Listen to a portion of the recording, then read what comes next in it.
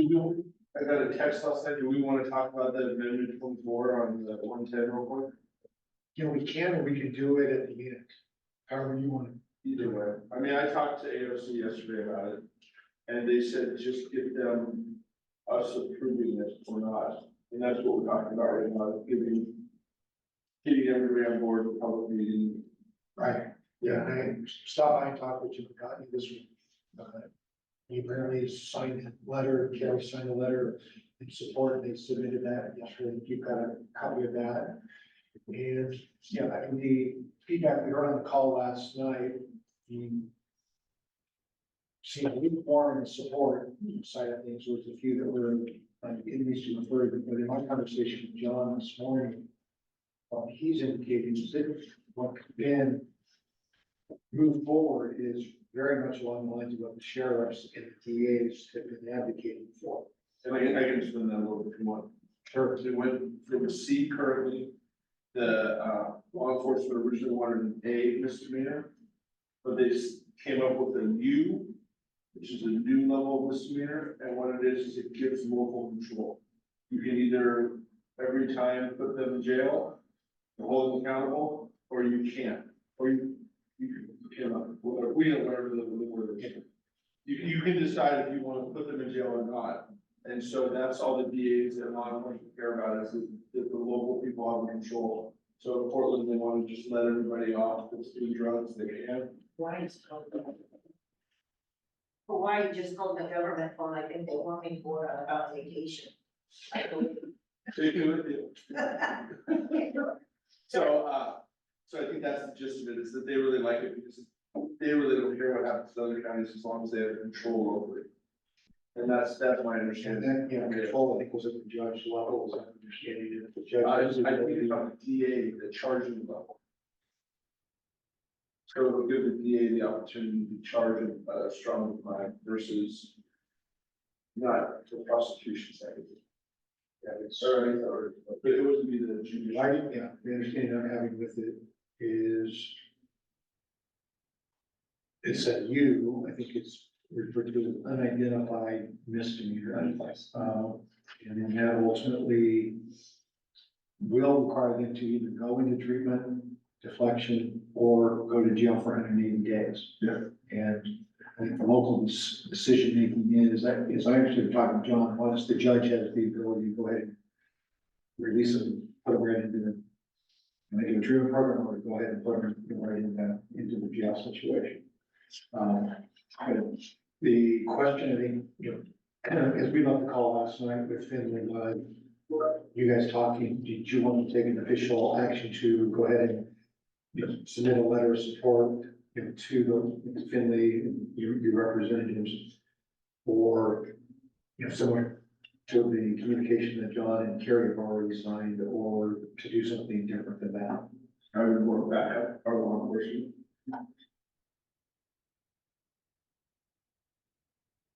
You were at the college and Yeah, well, I'm kind of torn between, I certainly want to support our law enforcement, but I don't support what they're doing. I think it's a Band-Aid on a big problem, and the legislature just doesn't have the gumption to really deal with the problem.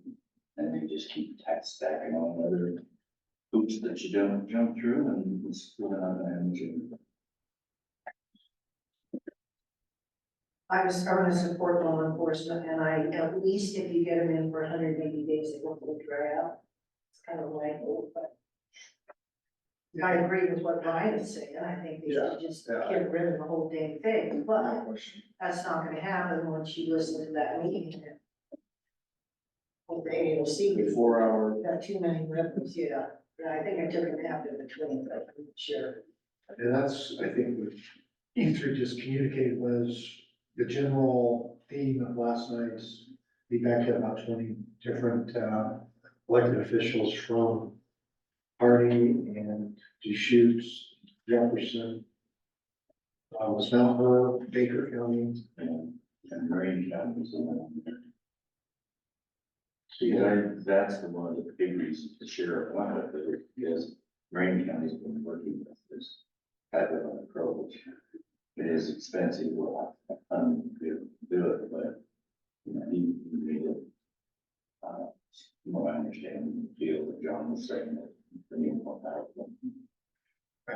I think that's the other part of it too, is through AOC, they're going to require them to fund a lot of these programs before they sign off on it.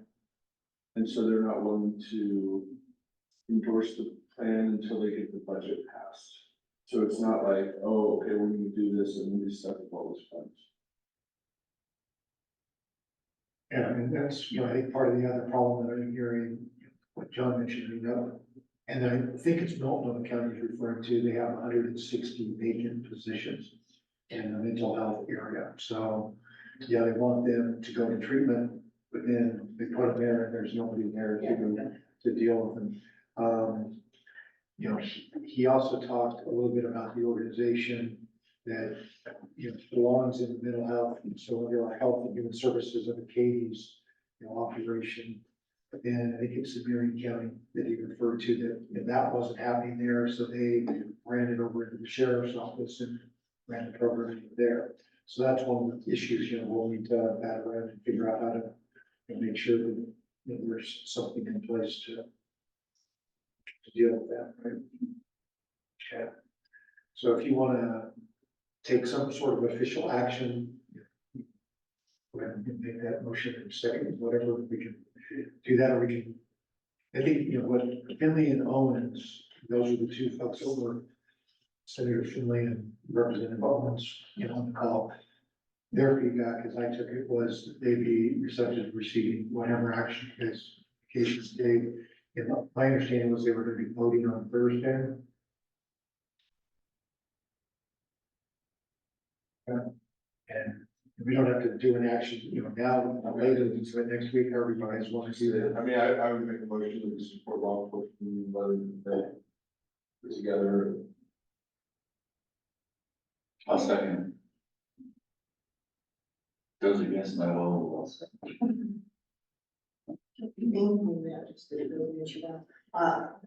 Call for the vote. Any discussion? All those in favor? Aye. Okay, thank you. Great, sorry, everyone, just had to take care of a little housekeeping. Is this considered a public meeting then? Yeah. Public is All of invited? these. Interesting. Yeah. And it's also available via remote Zoom call. And do we have anybody online? I don't think so. Interesting, okay. That's right, we go. And let me make sure you are set. Won't take long to get over that surprise. No, I just was thinking, You can just go left and right, and then if it ever does not work, of course, I'll be right here, but sometimes you have to just. Yeah, I think you're Screen, but you should, or you're set for Sure. forward and back. Maybe they're on vacation. and you didn't tell why. Yeah, maybe they're calling in why. We ready? Yes. We're ready. Good morning, Casey Daly from the fairgrounds, so thank you for giving me the time. So, Q2 update, so we'll start with the mission. The mission of the fairgrounds is a gathering place for local and regional activities to promote enhanced social, economic, educational, entertainment events for the benefit of Crook County. Major goals for Q2 or they'll finish the expansion of Grizzly Mountain Pavilion, which has been done. Construction of the new stall barn, lucky number 13, as we get into the horse races. We replaced the roofs on stall barns 2 and 3. We remodeled one of the bathrooms in Grizzly Mountain Pavilion, or the Pioneer Hall, which is the Grimes Christmas building, so ADA folks could use it. We initiated the production of our first annual fundraiser. Many of you were there. And initiated the design of the jockey room. So that's been out, it's out to bid, and that you'll see that sometime at the court meetings in March. Revenue, our business is seasonal, so our revenue doesn't always match up with the seasons. Expenses are right in line. So the 277 that we're using to pay for the jockey room expansion is part of the Oregon Business Development Department. And we're waiting on the second bond sale currently, which is supposed to happen in April. So we're keeping our fingers crossed that that's actually gonna sell and get out there, so. That, 4.75, we haven't had any change in our employee status. The county court is in charge of the fair board, which is in charge of the fairgrounds operations, and then Andy Parks is the county administrator for all of the staffing. Goals and descriptions, so we constructed the new hall barn as we stated. That expanded capacity by 20 stalls. It'll allow us to generate about $400 a day in revenue in our busy season. So we're grateful for that. The expansion of the Grizzly Mountain with a new fire suppression system, which was kind of a surprise to all of us. But we did expand the building by about 40%. So like I said, many of you have been in it. It's a lot larger than it had been, so we're good. Barns 2 and 3, we upgraded the truss systems. There've been a couple of windstorms in the last probably 5 or 6 years that took its toll on those barns. They're just pinned to a very lightweight foundation, and the wind gets underneath them and it acts like a big sail. So we've got those all tied down now. Like I said, we upgraded the bathroom in Pioneer Hall so the handicap users could use it. Completed the camera in Grizzly Mountain Pavilion. We prepped for the Christmas drive-through season. Throughout the season, Christmas in the Pines collected and donated 3 tons of food out of that to the charitable organizations. We hosted the annual holiday event, which was hospice auction. They had 550 guests. They generated about $180,000 in revenue for the hospice, which we thought was good. Holiday partnership was also there for the month. They gave away 694 gifts. They served 5,655 guests, had 568 Santa visits. And I can't see, but on my note here, it's all right, I'll just update my notes really quick, so.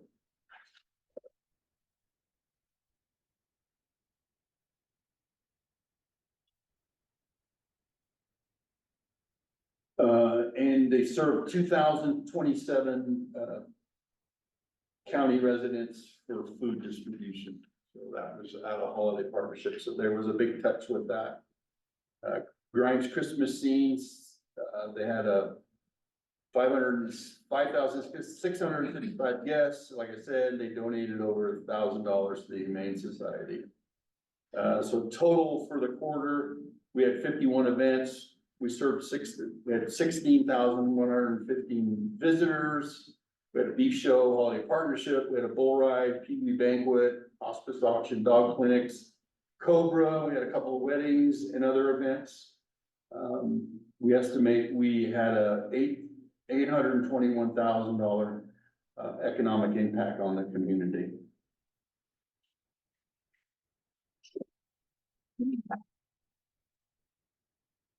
So our usage facility, we use 91 days with 51 events. And we estimated 16,115 for the quarter.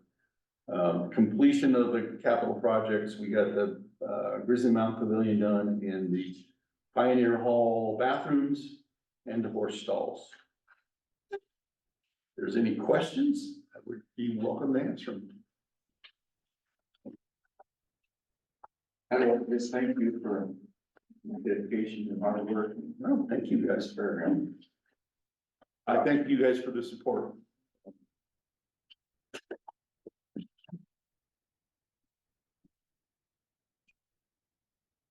That little window button. Well, I just have to move it up. It's gotta stay.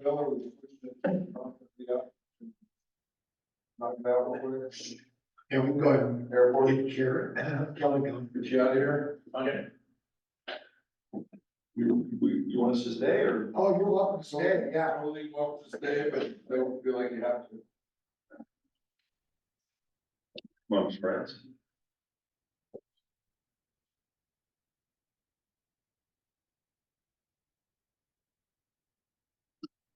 All right, All right. front and back. Back over to me. Yep. Okay. Yep.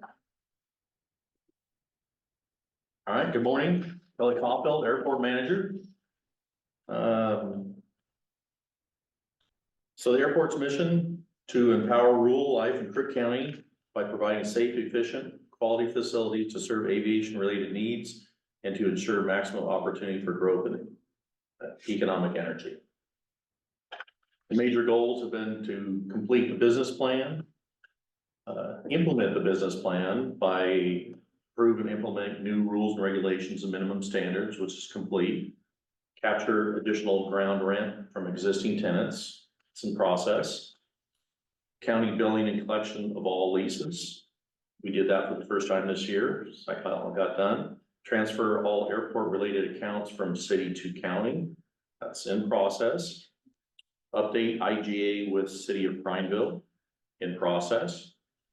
Initiate plan for T-hangar construction project and initiate plan for runway reconstruction project.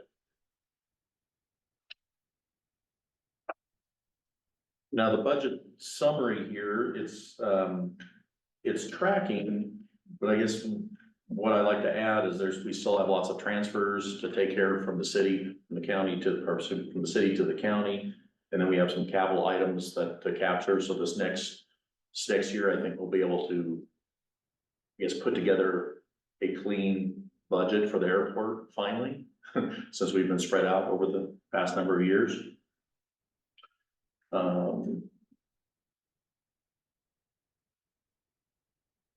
Organizational chart, so it hasn't changed since the last presentation. So Department of One.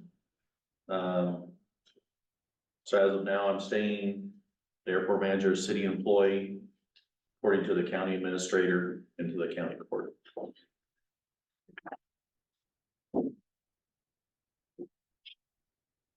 Goal work plan descriptions. So complete airport business plan. That's something that's been in the process for quite some time, still in process. I think the discussion has been by the end of this fiscal year to get that completed. The draft is completed, there's just lots of work to do, details. Complete new rules and regulations and minimum standards, very important thing for the airport that we finally got kicked through the goalposts. That's completed, approved and posted. Transfer all airport related accounts from city to county. That's in process. We just have some very small utility items, I think for the most part, transfer. Update the IGA with the city, that's pending.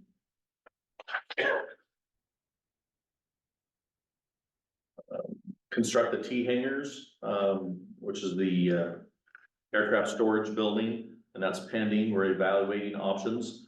We did get an additional $250,000 grant from the state to support the project. Hopefully next 45, 60 days, we should have an idea on a track for that project. And Kelly, on that, did you get an update on how that bid went up north? The bid got postponed till this Thursday. So we'll know in a couple days. They made there's some changes, so we'll know end of Thursday. Design engineering bidding for runway project. So the design is done. Design engineering is done. It went out for bid. We got numbers last week for that project. Guess it hasn't been official yet, but Taylor Northwest is a little bidder on that job. So we'll get that kicked off. Oregon Department of Aviation, so we got a $250,000 grant for the T-hangar project and a $250,000 grant for the runway project, which will cover half of our matching funds for the FAA project. In the The construction portion of the runway project is right around $4 million. It'll start next fall. Any questions? Yeah, and Kelly, could you go back up a few slides, please? Not that far. Let's go back 3. In the direction.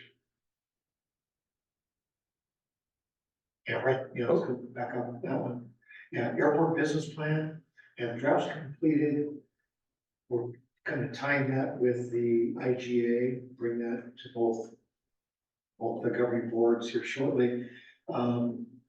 The IGA with the city, that's, John, worked with us to get that completed, and we've simplified that a ton. It's basically calling for the county to contract with the city via a contract for personnel only to assist with the management. The thing that is missing right now, we have Christina and Lori, finance director with the city, to go through and get all of the accounting information consolidated together, so we're looking at it whole, that we can ultimately then project the next year, the next 5-year budgets, and kind of stepping back a little bit, an objective back when the county agreed to purchase, about 80 acres of land on the south side of the highway from the airport for 2.5 million,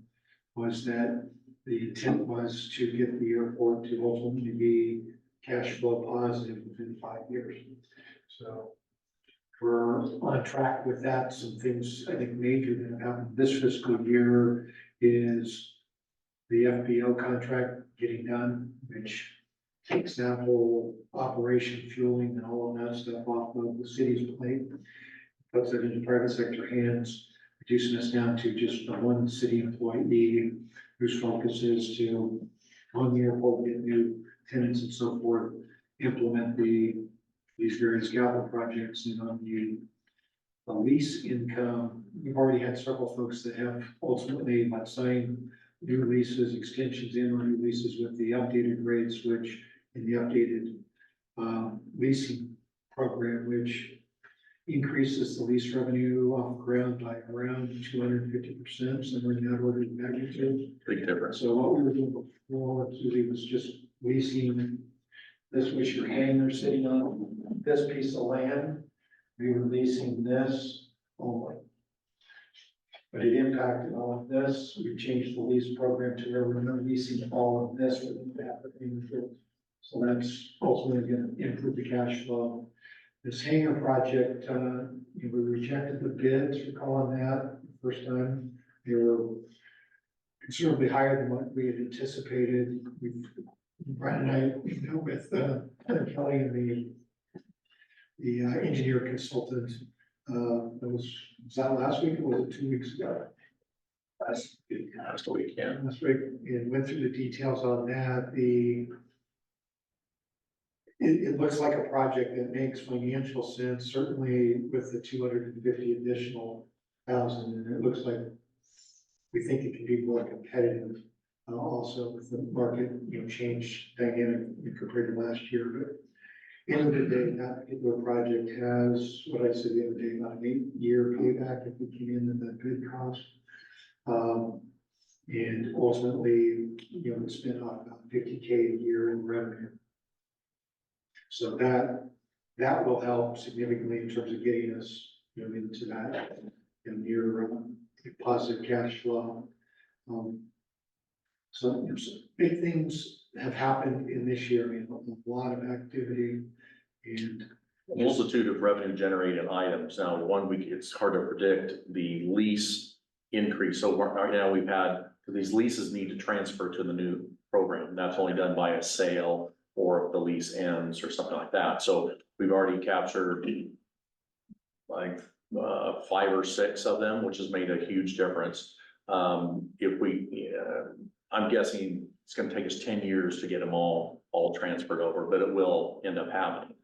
The next item, which is we purchased the hangar, maintenance hangar, which is now becomes a revenue generating, asset. Along if we can get the T hangars done, there's multitude of revenue generating assets that will make a big difference when we look at that 5-year mark. Yeah, this, a big chunk of this is getting stimulated by Fed stimulus dollars, pay for, those T hangar projects. The T hangar project, and that's a project that, in my experience, the FAA never funded.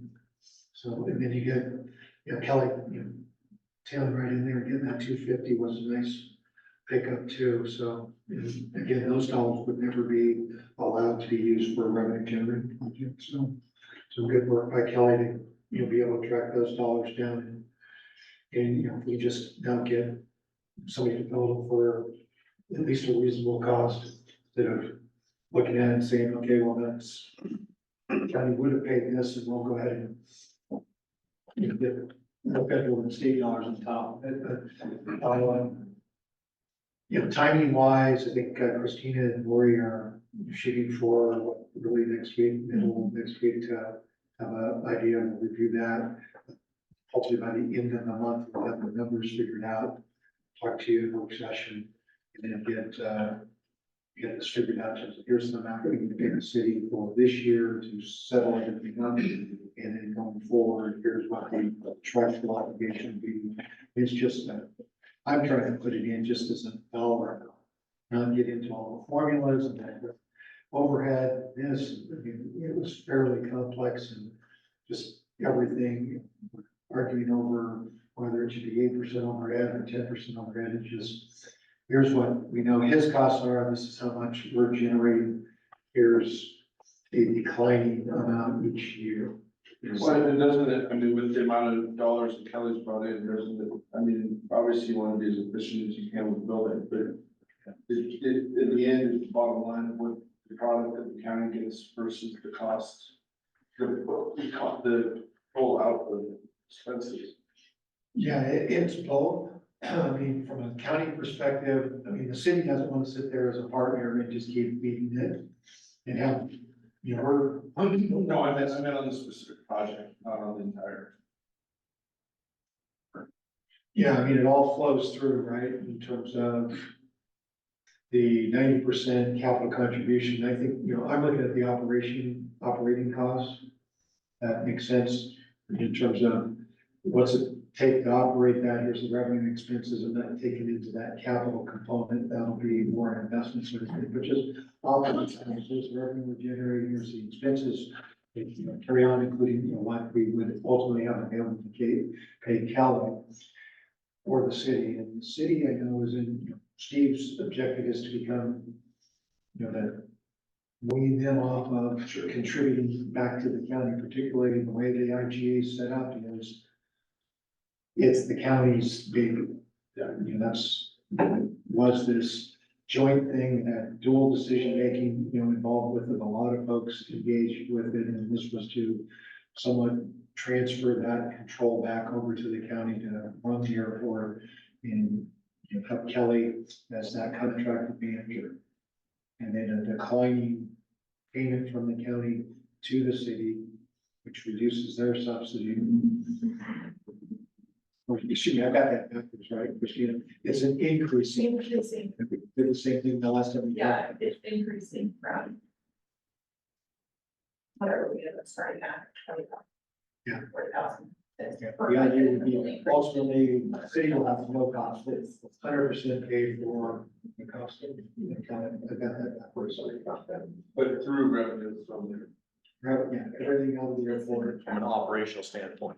So I just want to interject real quick. So in the past 10 years, we've done a lot of really big projects. Every time we do a big project, the FAA covers most of its costs, 90%. But when we're looking at $1 million project, that's still $100,000 to us, which is a lot of money, right?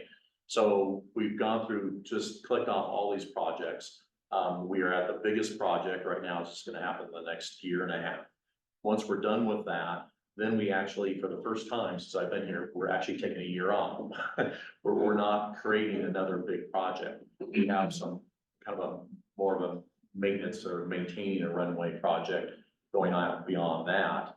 And then we're looking at another master plan and figuring out where we're gonna go from there. So we've just done a huge amount at the airport in the past 10 years, and that's gonna kind of squeeze down until we figure out what's the next major goals for the airport in the next 10, 20 years. So. This is a curiosity question, but Taylor Northwest had the lowest bid. What was, how many bidders did you have? Two, Jim, what was the differential between the two bids? almost $400,000. So roughly 10%. That was for the runway construction Yeah, project. that's what, yeah, that's what I'm talking about. If you tap down, just make sure I did this.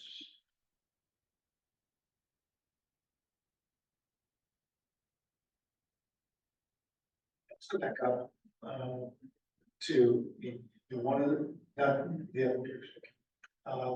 the rules and regulations, those minimum standards.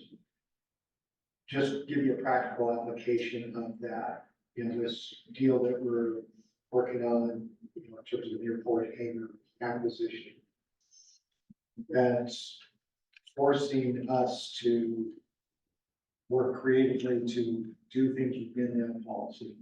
We figured out a way, last conversation you had in executive session, to hopefully come back with something that fits within that policy. I think it helps us long-term. To have a policy versus we're never working outside the lines, we just didn't have any lines.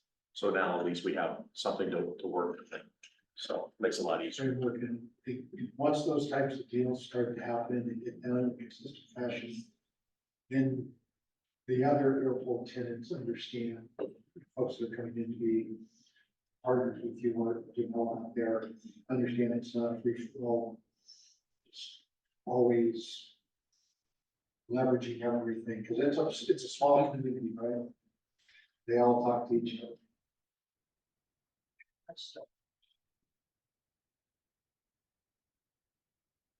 Thanks, Tom. All right, thank you. Thanks, Doug.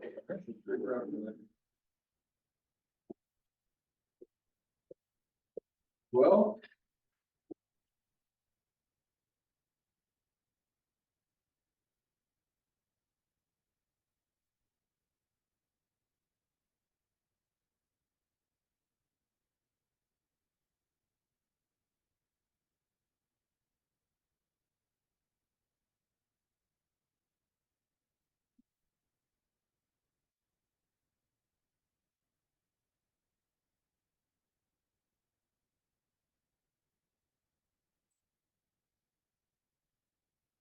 Ready to rock? All right, With forward and back. thank you, Sarah, You're very welcome. and sorry to the court and to Kelly for going a little bit out of order. I apologize for being a few minutes late. So I have up there our mission statement. That's from our strategic plan. I'm gonna save you all the pain of listening to me read that again. I think I did that last time. But also on that slide is the list of goals that the county court set for community development last year. Update the TSP, which we're working on, finalize and implement the strategic plan, research technology enhancements, digital plan review, alternative document management, review and update department fees, create a plan for state-of-the-art community development facility, and consider options for updating our comprehensive plan in fiscal year 25. Our numbers kind of reflect the same story that they reflected after the first quarter. Revenue is down and trending down, but our expenses, we've been able to save some in terms of expenses by keeping our personnel costs down within the department. Again, broken record, same story, but as a fee dependent department, when permit activity slows, our revenue goes down dramatically in some cases, and in this case, it's been trending down for a while now, and we're starting to see the effects in our financial reports. And as I noted, we've been able to keep our expenses down by not fully staffing our department, so we have not hired several, open inspector positions. When our planning manager left last year, we didn't retain a new planning manager. We haven't, and we haven't fully staffed our permit tech positions as well, so that's helped keep some of our expenses down as things slow down. And that all works out, more or less okay, because when permit activity slows down, activity within the department slows down, and we don't need to be fully staffed. First goal listed up there is an update to our TSP. During the second quarter, we had our first public advisory committee meeting. I believe that was in November.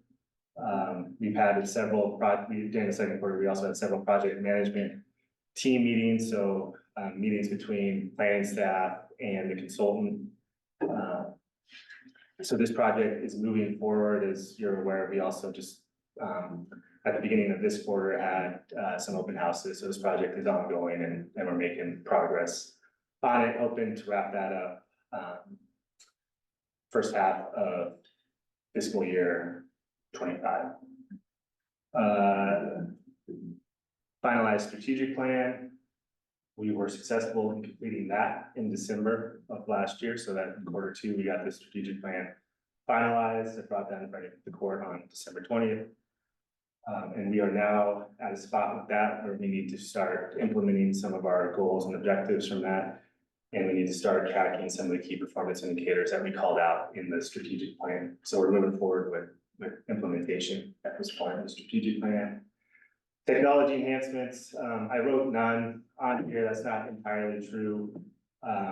The building inspectors, while we're ready to start to receive digital plans and are receiving some digital plans, the building inspectors still in some cases need to get trained up on Bluebeam, the name of the software. So there's an effort to make sure all of our inspectors are fully trained on that software program. So we are working on that. There was some efforts made during quarter two to make sure folks are fully trained.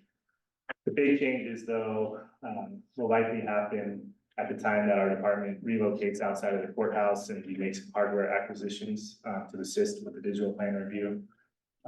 So we're kind of waiting on finalizing plans for our relocation before we make those investments and know exactly what that's going to look like. So that's still on the radar, but nothing significant. Review and update fees.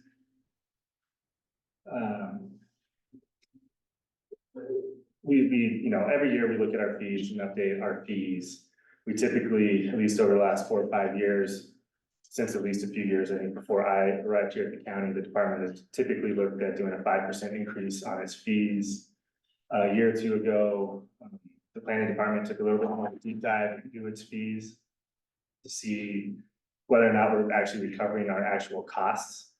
I think we're in a much better spot now on the planning side than we have been historically, but I still think there's a lot of work to do.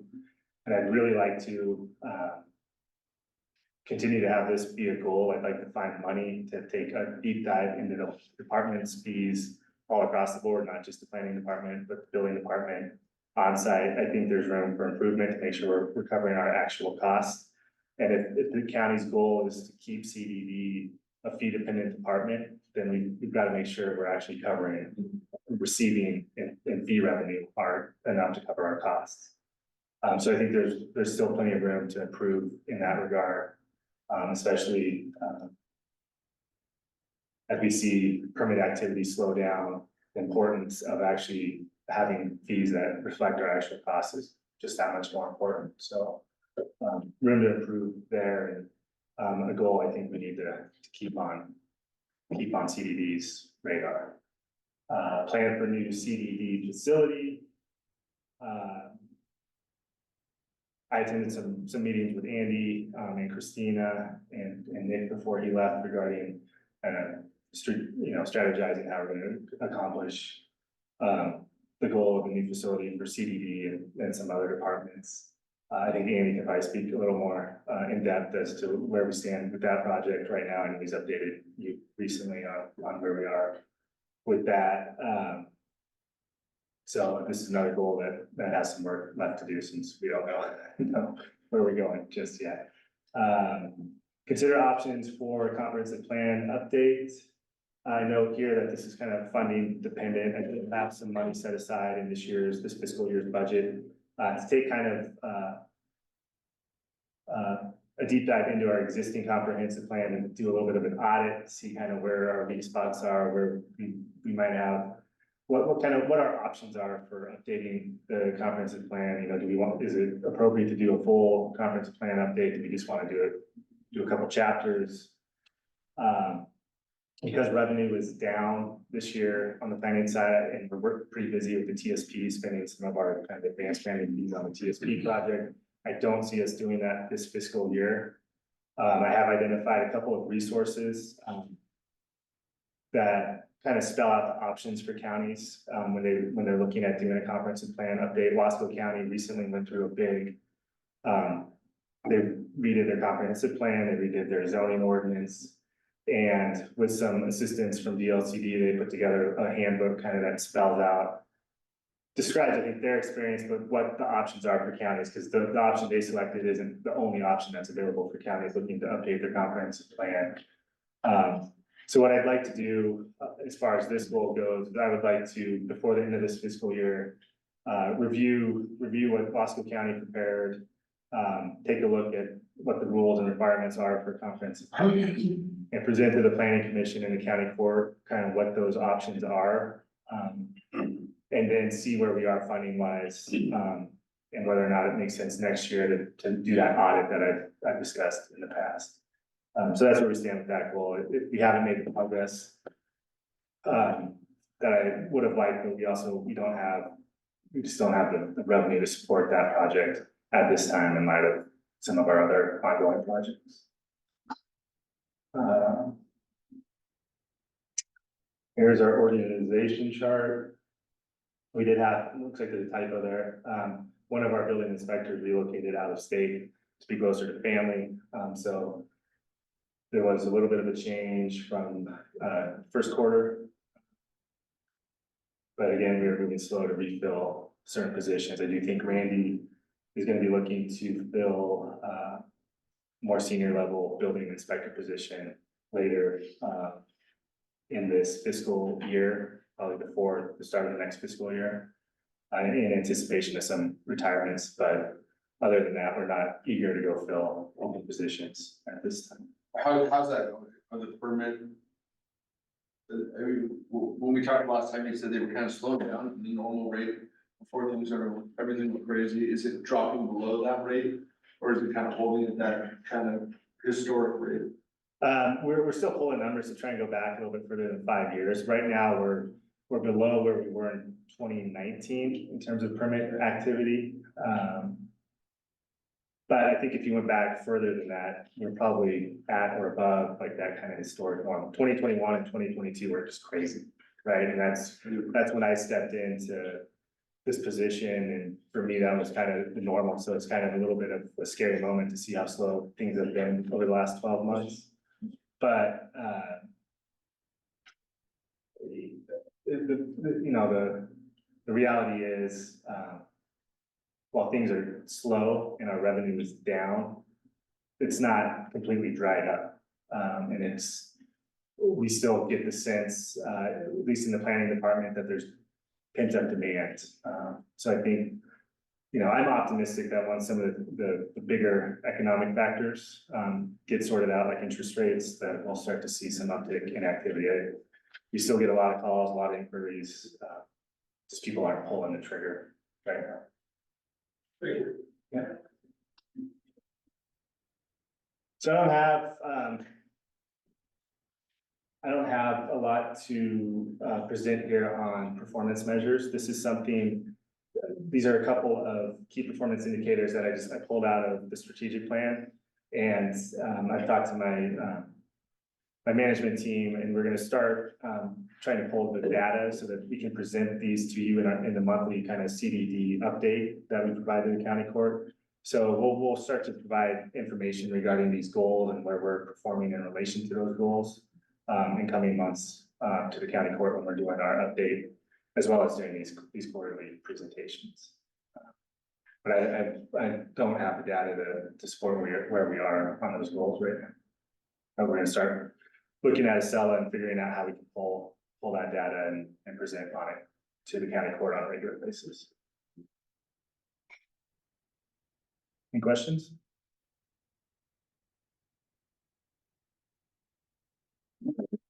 All right. Thank you, Will.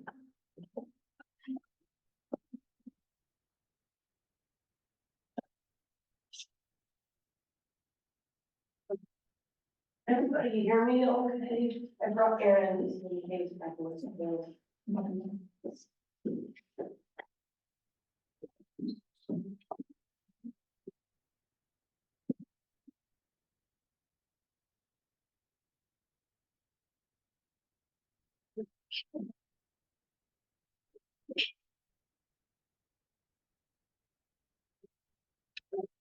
Great, I'm back. Yeah. Good morning, everybody. So the mission statement for the landfill is to provide the citizens of Crook County environmentally sound and cost-effective solid waste management services that are in compliance with laws and regulations. Our major goals for the second quarter, and I'll touch on these more later, but is a solid waste management plan update, securing a contract and a contractor for our HHW, which is our household hazardous waste events. The USFW migratory bird permit, and the reinstitution of our solid waste advisory committee.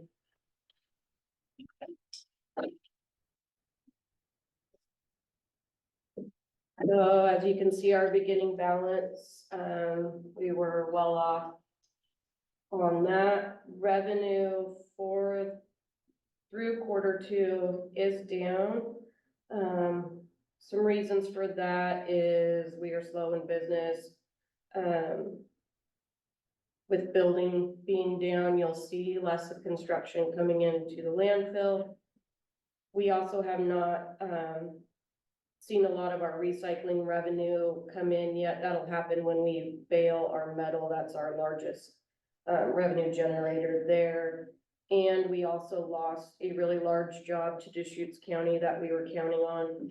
That was a biosolid project that we got a little bit of waste off of last fiscal year.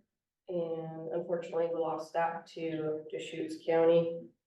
Our expenses are down due to some wages. Our overall fuel cost of fuel at the pump are down, not what we expected. So we're saving some money there. And also, we haven't had as many building repairs or on-site maintenance as we projected that we were gonna have.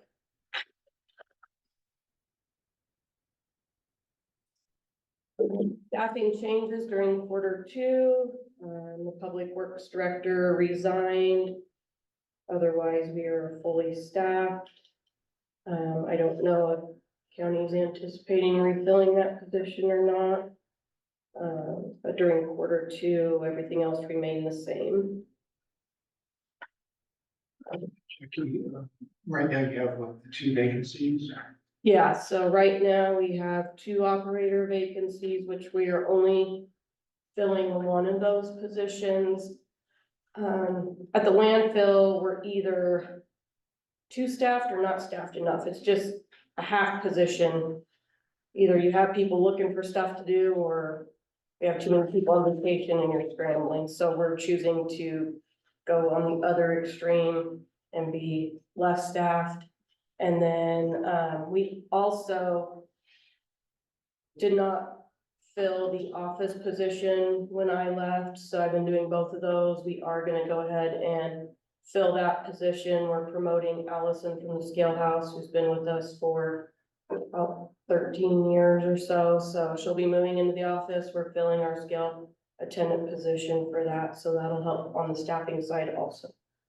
On that being under by how, does that put you guys in jeopardy of having issues on like the weekends, or do you have that? Because I know that that was something that, Jeff brought up a lot, is that when you are under that, it puts a really hard, it's just a hard situation to constantly. It does. Weekends are just hard in general.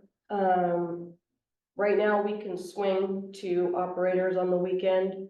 As long as they are staying busy and on task, they're fine. When we hit summertime, we might look at a seasonal employee to help relieve some of that. Just because our public dumps in those transfer bins off to the side of the scale house, if you've been to our facility, those fill up rather quickly, and we have to dump those several times a day. That ends up being a kind of a full-time job on a Saturday. So. I just don't want to see you guys get burned out.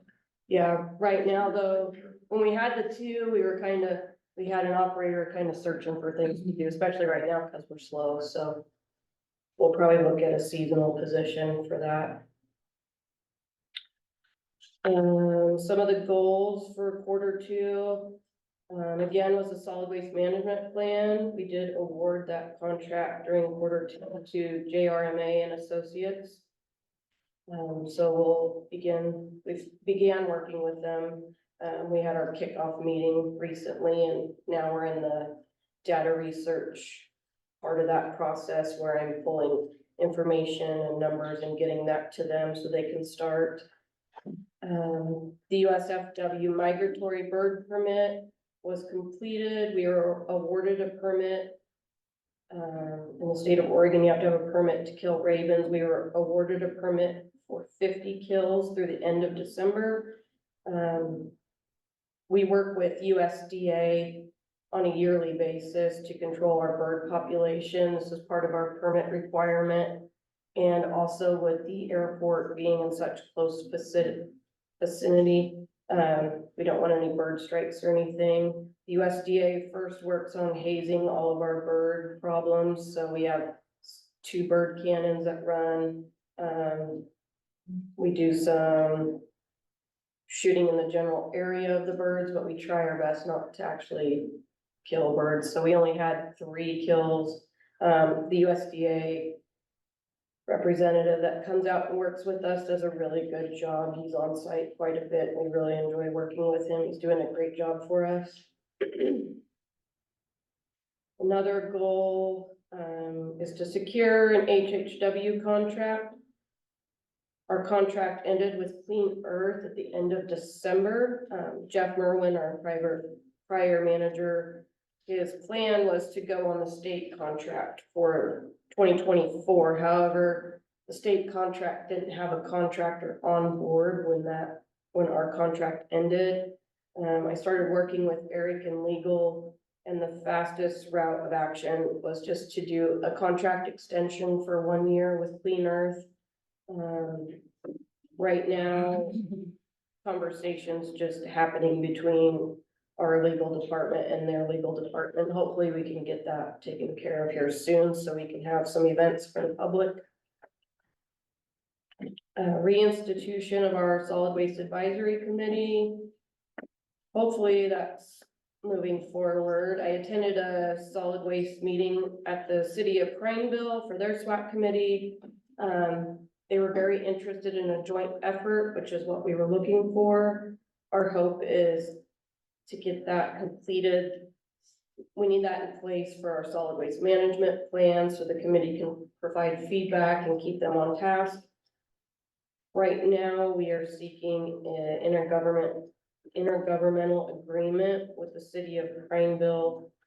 However, as far as I know, we haven't got word back from the city unless you've heard anything from so waiting on that. But the plan was to have myself and Jeff Merwin, the prior landfill manager, who's also still a resident of Crook County, represent the county side of that committee, but so that's still in progress. Performance measures, solid waste tonnage. Where we were last year at this time, we're down to 82%. Business is slow, which is affecting that. Also, we are down contaminated soil by 67% from last year. That's just a lack of truck wrecks, so we're not seeing any of that come in. Septic volume though is looking good. We're up 7% from where we were last year. And then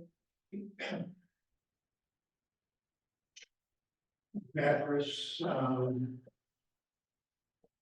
what's the name of the company up there that, would bring Niagara Sanitary Service. mattress sanitary? Yeah, they've reached out in terms of bringing waste back to Crook. We've done some discussions with the consultants, just run through the numbers in the rate, I believe was in the low thirties. Their renewal, right now they're taking their waste to Wasco County. Their renewal rate, their contract essentially ends, June, July, right in there. Their renewal rate, if everything goes the way they think it should, will be under $30 a ton. Our tipping fee for them, if we went the same route we did in the past, we gave them the same tipping rate as we did Pringle Disposal, so it's essentially a $10 a ton discount, because they are out of county. Our tipping rate right now is $60 a ton. So that's, Wasco's offering them half the price. Figure that's where you guys were at, so.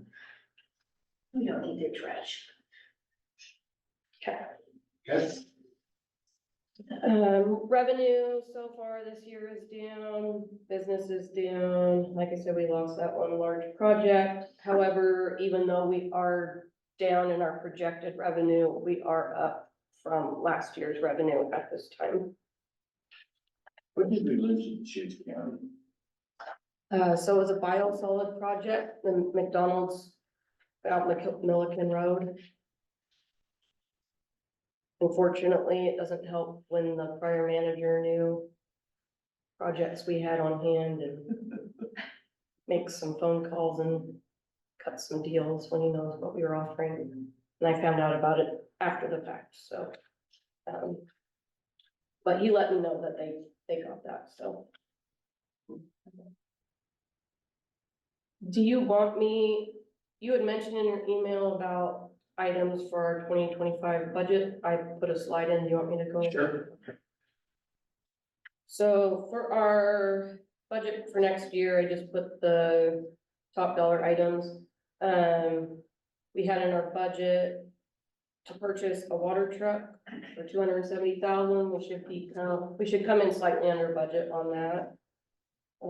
Flare design and permit, $175,000 is probably still a little bit conservative, but there's no real great estimates out there. I got with Wasco County, who just put in their flare system and methane gas system, and that's where that number came from. Our DEQ rep, Todd Hess, said that would be a good comparison, so that's where I got that.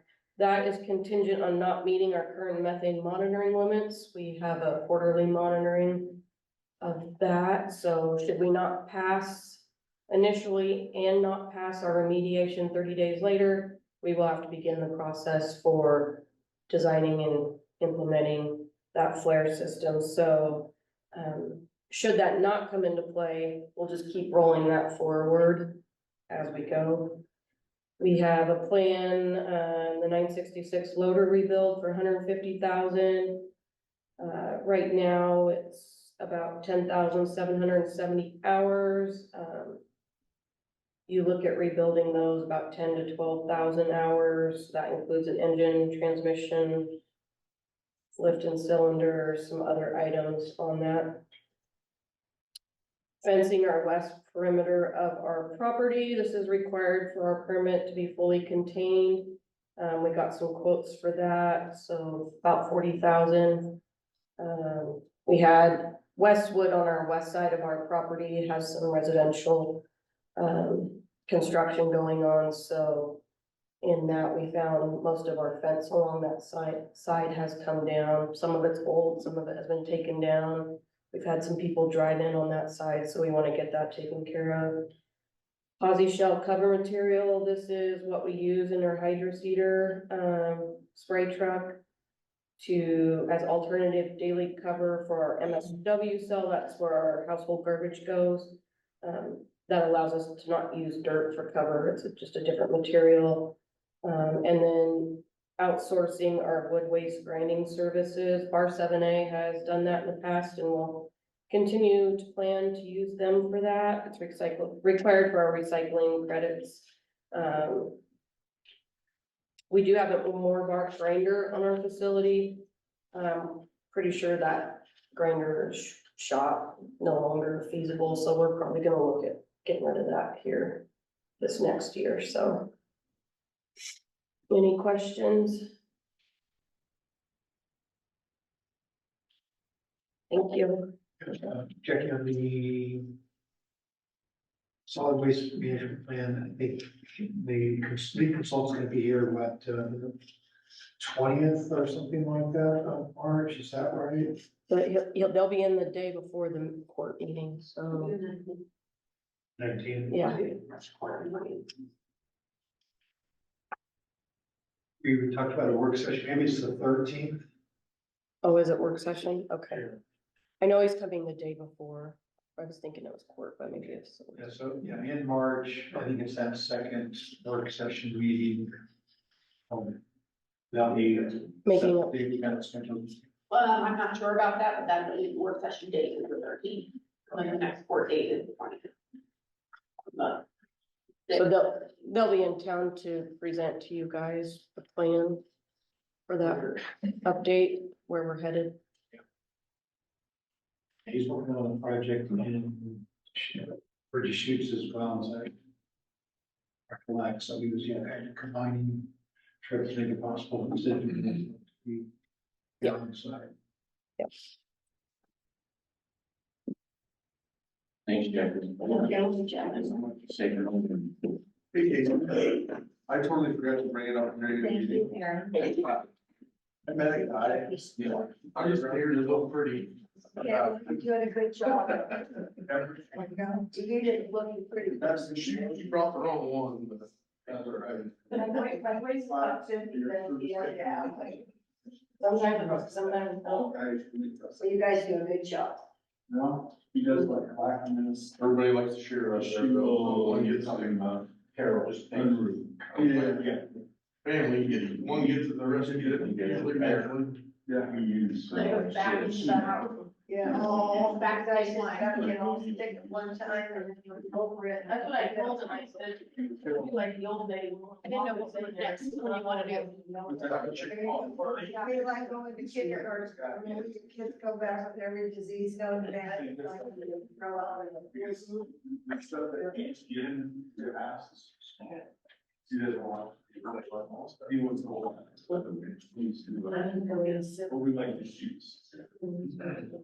Oh. Okay. But take a little break, maybe like 5-minute break. Sure, yeah. I'm gonna eat something, no one wants to eat anything over here, sir, I'm like, yeah, eat it. One guy, yeah. Grab it, don't eat it. Yes.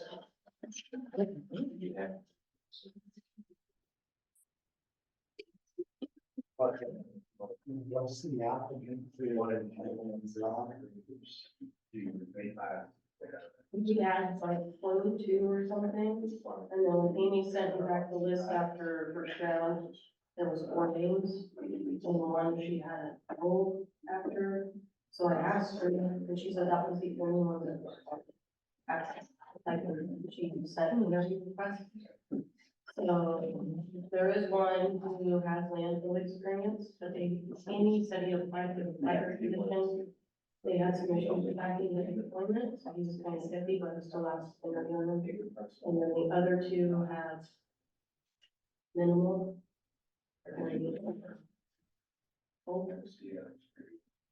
Our goal when you're competing against $40 an hour wages.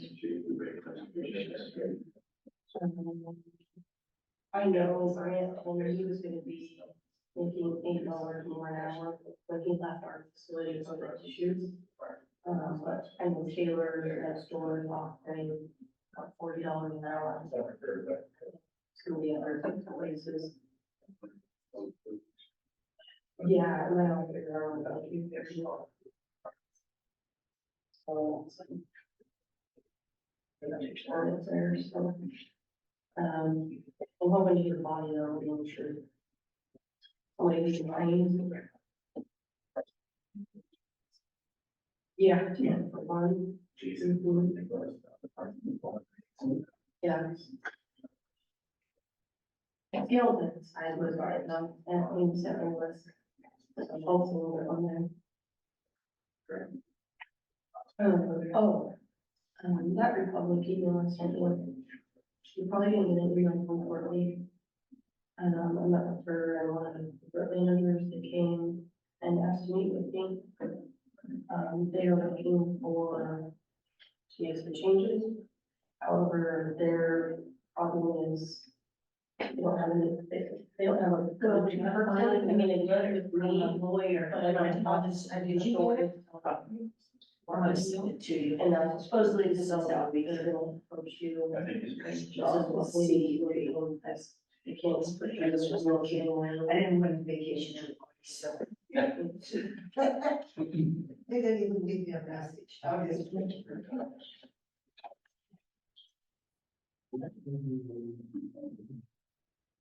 Honest, shut them down.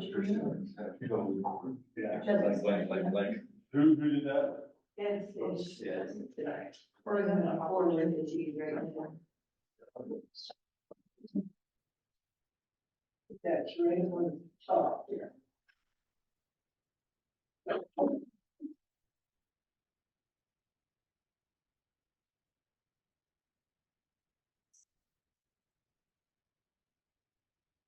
Probably wasn't the ones that I think the lawyers. She, I don't think she's. We had a lawyer at one time. In fact, we did the tab, he's on the back, he's outfitted or caught him up with the family on slow down. Smart. I still feel like she's a world better than she. Ended up the guy short and it's just like. We had our lawyer going through the wars. And the right of us, said, you have represented these people here so bad. It should be like. I can't, you know.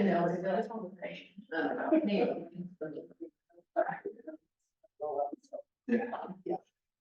So there, you can't. Did you know? Did the lawyer have an alternative? Oh, you know, I can't remember. I can't remember. I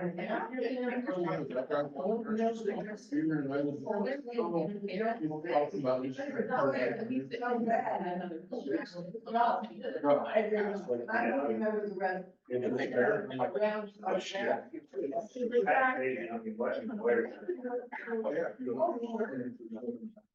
With Oregon State Bar, like, they put a lot of resources. We just learned. I'm not.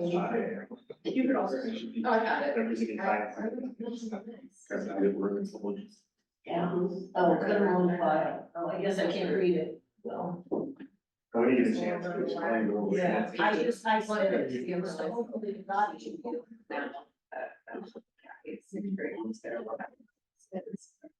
I'm about to, wait, we're at, don't even want to hear now that one. Like, I was thinking. Have we heard anything? They reached out.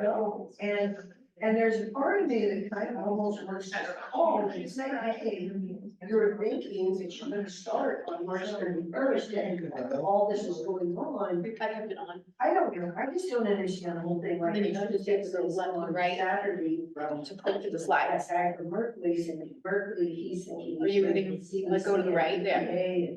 Yeah. Where Yeah. instead, Yeah. this is a new Flint, Michigan, and it's like, this is about boy, I mean, what?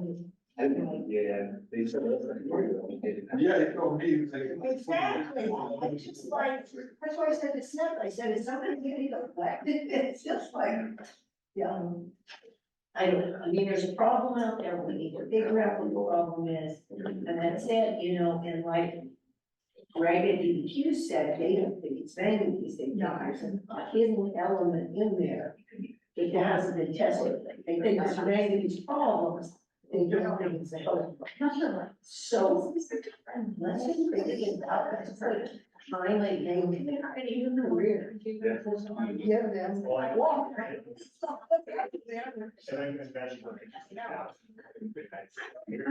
Exactly. Yeah. Yeah. I have no idea. I have no idea. It's crazy. You know,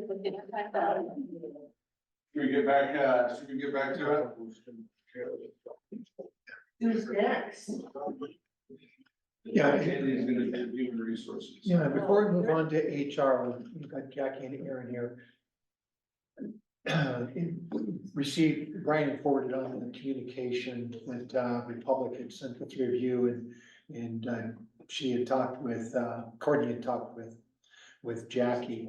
I think just the conversation we had in that work session about the services clearly has communicated, to them, the dissatisfaction and so forth that you have, and is gonna be leading to them, I think, being more proactive in addressing things, and maybe a follow-up conversation and work session, to be, getting some direction from you guys as relates to how to have a conversation with her specifically for the things you're looking for, so forth, that we can begin that process to have better data to ultimately, address things in a responsive way as opposed to being somewhat reactive. Okay? Yeah, I told the biggest, if I recall from their letter, their thing they were really tackling was how they process through your call center. My theory is that if you provide the service, you won't have that problem with the call center. So I think that's kind of one area we should Okay. kind of address, the things that are really making it necessary for people to call. When I've had conversations with them in the past about if they have a couple missed pickups or something like that, if the person doesn't have to pay their bill, then that would be something that would quickly get them on track, or they would be broken. Their conversation with her really got her. Wow, yeah. You put the fear on it. You know, the thing I'm about just gonna say. I don't even think I got a drink or anything at that point, but the thing is like in Columbia, it's just communication. That's all it is, Yeah, just communicate, and I meant we screwed up, you did, or I did, or what, anyway, on that one time. And I called Tyler, I talked to Tyler, and I told him we'll get it, but yeah. no, that we was, need it. that was their truck boss telling me, or no, That that was wasn't- Courtney telling me that they were closed. And And then their truck boss on Monday said, no, we were there. yeah, and then nobody came because I told everybody, Yeah, don't go. yeah. So, But you called a call center and nobody, they don't even know the line exists. So they can't call their customer service center. I personally have called their customer service center just to see what they say. They don't service one. That's the answer that they give. So, but because it's a national or it's a call center that isn't of this area, right? yeah, they have an Oregon pod, but I think that's a load of BS. I didn't mean to put the fear of God. No, it's good. Yeah, they need pressure. That, and I just spoke with Andy a little bit. I met with Courtney last week. She wanted a recycling meeting, but that wasn't the topic. She came in thinking that they were gonna get their notice, your 6-year notice, and I thought that I just told her, I said, I'm actually surprised you haven't gotten your notice. That gets the ball rolling. That's what I'm hearing from Hughes County. They have 6 years to correct their mistakes. It makes them seriously get to thinking about it, but, Courtney had a corporate manager with her in that meeting, and they really need to attack making a change, so kind of mentioned Andy, they're looking for a point of contact that can give them some resolution, so I am a point of contact for them. I can't provide them necessarily guidance or put my foot down and tell them, that's not my role. My role is to collect the information and pass it on. But they need a point of contact that they can go to make resolution and, you know, get that to happen, so. I kind of briefly mentioned it to Andy's, I believe Courtney's gonna be sending an email to him, to see what further steps to do on that process. And I don't mind being point of contact, I do. Right now, I am gathering the we can have on. So. I've been doing my monthly update for you, but I don't find them a huge topic and haven't been. Should be a fairly easy fix in my opinion. Yeah, it's communication. And then what about the grizzly thing with the fence and all of that? How is that? How does that work out? I did ask her about that and she said it wasn't done, was it? And I provided her the pictures that one of my equipment operators took for me. Told her I'd driven by there on my way to take my daughter to the Matter Swim Center and saw garbage cans all over her bins. She said she was told by one of her management coworkers that it was done. Obviously, it was not done, so they're supposed to be getting that done. Building a fenced enclosure. She said that was on her for saying it was done when it was not done, so they should be doing it. A list of roads that they also provided, that they were gonna, discontinue normal service on. I did ask her about those, because I hadn't heard anything else. I don't know if they've attempted to remedy the situation, the people that live on those roads, but she said as of now, if the roads stay the same and don't get worse, they can continue to service those roads. However, they do want to talk about, PLA 1 and 2, with some of you guys about the dangers of servicing that area, so. I mean, it sounds like they may need to improve the roads. I don't know why it's our problem. I mean, they bought the, what do you call it, the franchise. Didn't do the research of what it took to do it. I'm not really concerned about it. It's never been, I've never heard an issue before. The 12 years I've been here, I really don't, it's not really our problem. I mean, that's, Yeah. they need you to cover the entire area like they're supposed to do. Or they need to take off and let somebody else do it. It's kind of where I'm at. What do you guys? I agree. If you sign a contract, you're supposed to do the Yeah. job. Do a little more due And diligence. it's just like I said, you know, on the lineup, you signed it, you knew about it, it's not that hard to find it. Do the job. I think that's part of what Jackie's saying too, like the Chiefs did though, is they put them on notice now. The thing is every time we wait, we don't put them on notice, it kicks us out in another year, so. Well, maybe we do need to send, didn't Jefferson do a thing on, put them on notice too, or am I wrong? They have a separate collection. Oh, they do, okay, I don't know why I had. Redmond tried to just flat fire it. I don't know anything about it, but Redmond's hot and heavy for Republic, more so than, Redmond is upset. yes, extremely. Yeah, Courtney got a hold of me, they flash called them in and they want to end everything that day. They didn't want to wait. I don't know the details behind any of that, but. Well, then that's definitely, maybe we do need to do a letter of notice.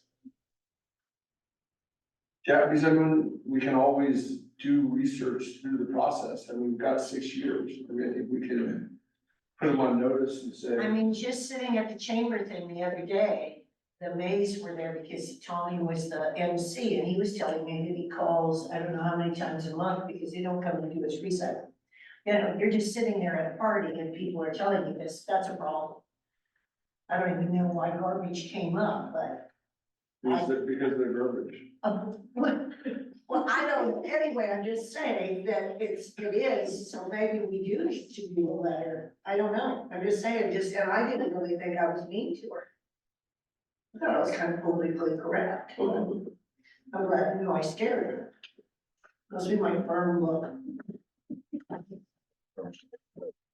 Well, I think we can discuss this more. Yeah. That's- I'm gonna put it on the top. Yeah, no, I'm fine. I think we need to move.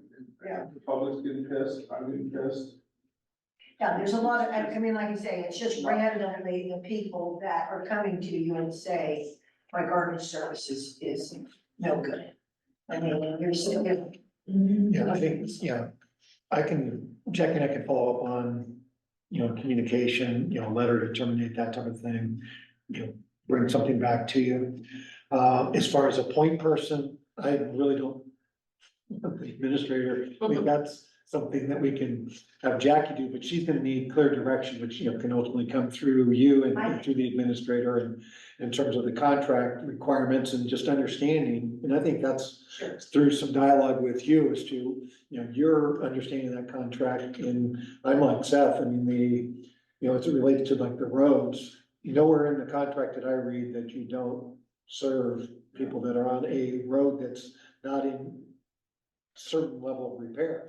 You're gonna go down and, serve that road, and if it's not what you need it to be, you don't just stop the service. There is should be some process where they come back to us, make us aware of that. Work with the residents. I've actually been working. Yeah, that's fine. Yeah, if that's what you. I would like to. Yeah.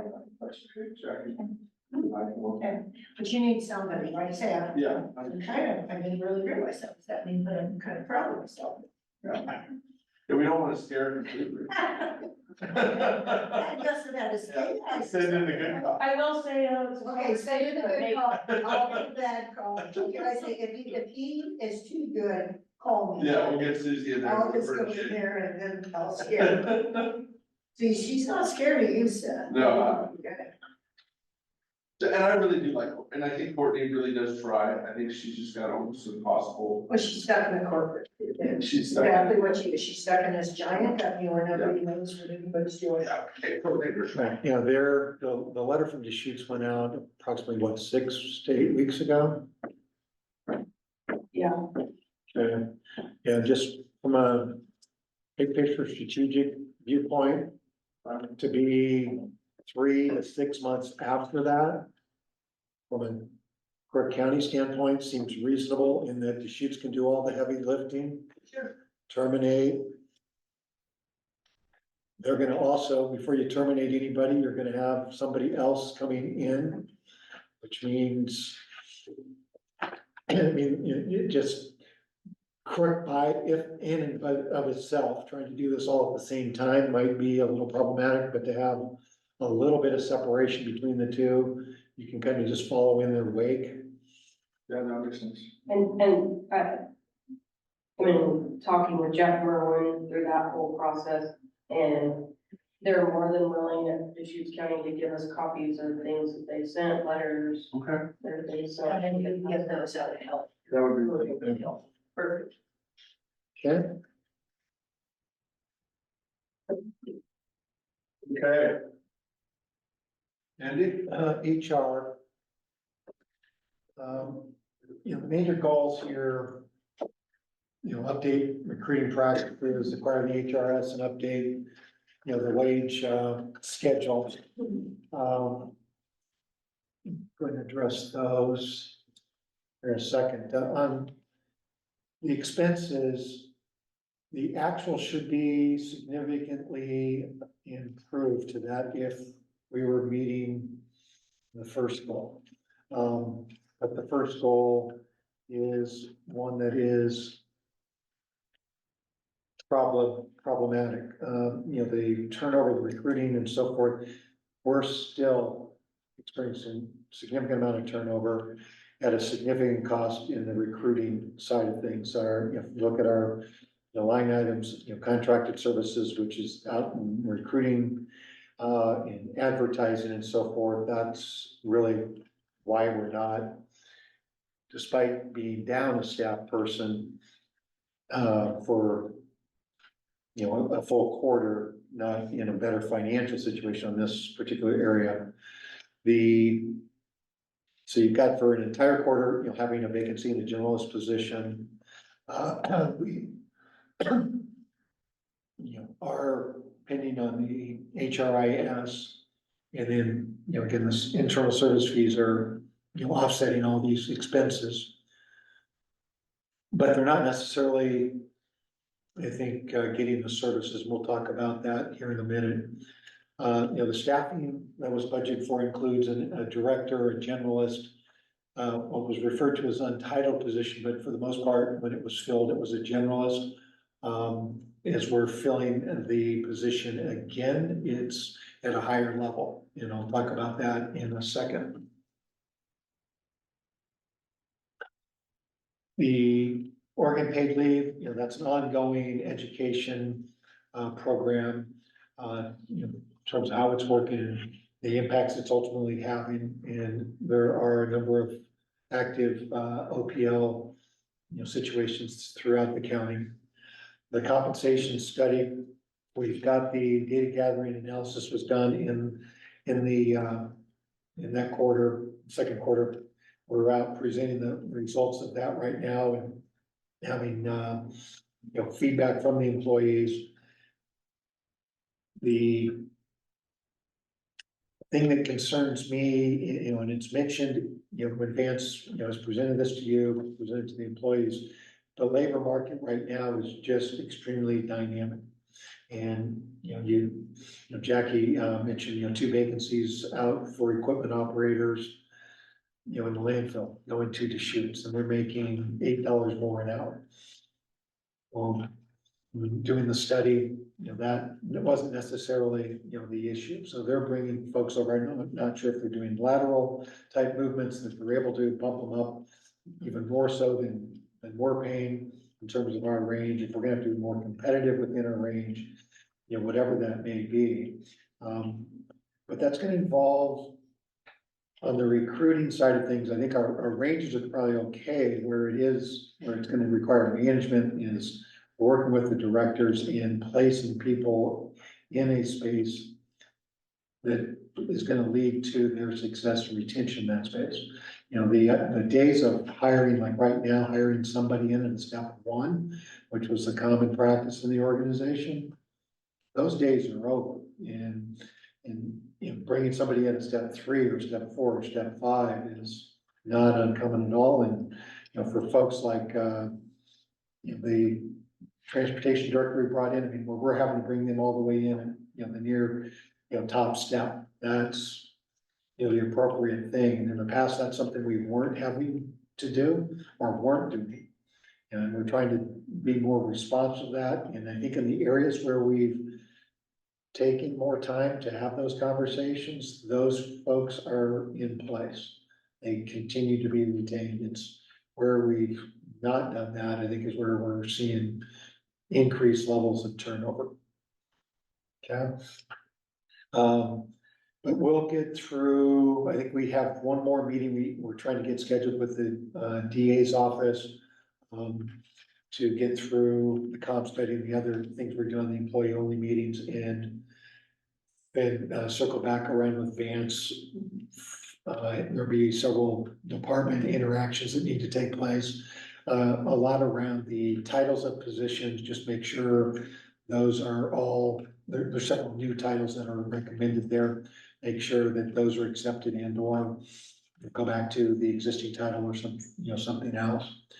Probably some additional work that I need to do is gain some comparable schedules from other counties, particularly across functional lines for, for example, public safety relative to non-represented or non-public safety, such as library or parks and rec and those types of things. So you're seeing that, publicly, and the rest of the organization seeing that Crook County is not this outlier of, certain positions being equivalent to these other positions, that's, normal across the industry. Okay, so we'll get, some additional information to help inform that. The handbook, I think, was, completed again in the second quarter. In that document, needs to be wider distributed. One of the issues, talk a little bit more later in the HR roadmap goes back to something you've said several times, Susie, is communication. And it's an issue certainly in this area. The SharePoint, the developed content, they have launched that in, November of, 23. And that's putting a lot of the forms, the other, documents. What I don't know is how well that's being used or how well it's been communicated to its existence and so forth. The HRIS stuff, we received 5 proposals. We've got demos that are pending. Thank you for, moving forward with the HR consultant that will be overseeing that. She's going through reviewing those proposals right now, kind of comparing, from her perspective, how does that stack up to what the evaluation committee and the individuals there did, and have a chance to really see, somebody that's, done this a lot, compare that back and see where things are and have an educational opportunity with the folks on the eval committee as well, that wherever there's gaps, or significant variances, talk through those. But those, I believe, over the next 30 to 45 days, and then a selection, pending those demos. The new policies that, were approved, or worked on during the quarter with the vacation accrual policy, you've approved that. We're in that implementation phase right now. We did find an issue in the implementation that was a fairly substantial issue, and we've got that rectified. It impacted 20 employees. And it was through the dialogue and, these meetings that, identified what the error was and got that corrected, and it's being updated, and then also communication through the employee meetings of finishing that off, and, the employees that had 10+ years of experience, how things were gonna be handled for them. And I haven't heard any negative feedback on that at this point, but, the last part of that is for the employees with 17+ years that effectively aren't getting any benefit per se out of this, is how do we create through the wage compensation plan something that does become an attractive thing for employees to stick around longer term. The non-standard work schedule, a lot of work, time spent on that.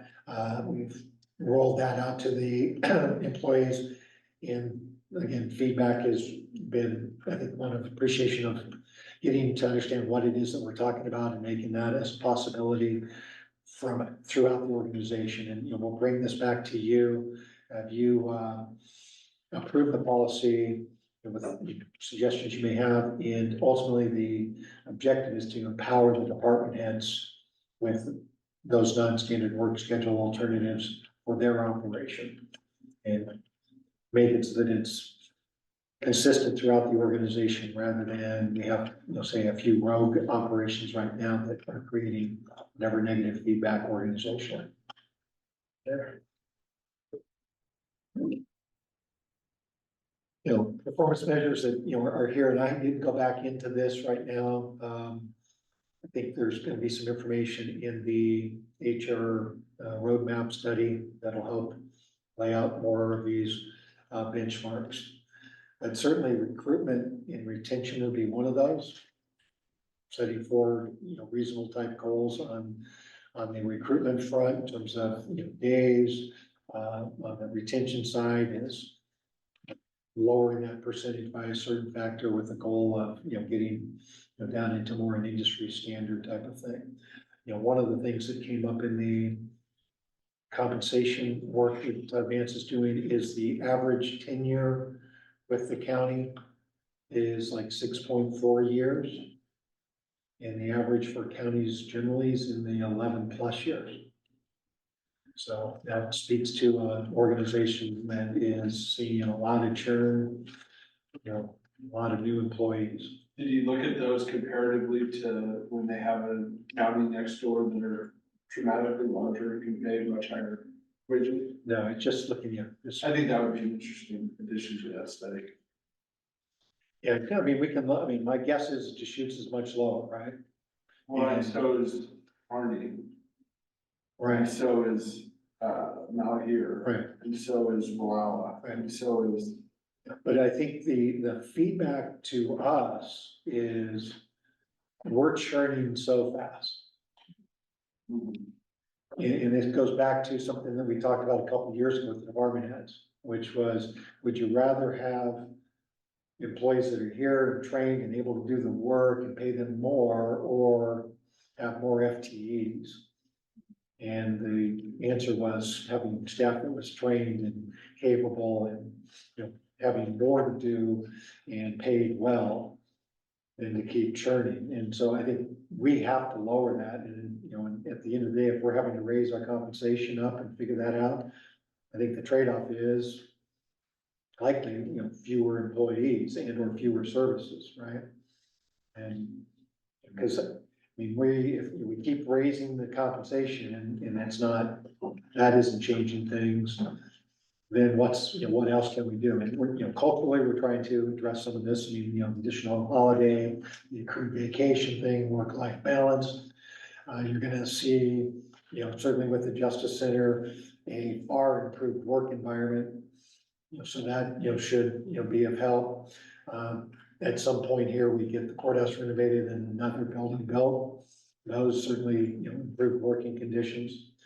But, you know, one thing that, you know, isn't talked about a whole lot, but it's certainly there in their improvement areas. There is no housing. You know, it's just, you know, to find something that is, that a working family wants to move to is very limited opportunities there. And how do we ultimately address that? But that's everywhere. Yeah. Housing is everywhere, so yes, that's a factor, but it's everywhere. And when you're looking around this tri-county area, really Prineville, I think, has more value-based in their housing. So, I mean, I hear the housing thing, but that's in California. It's everywhere.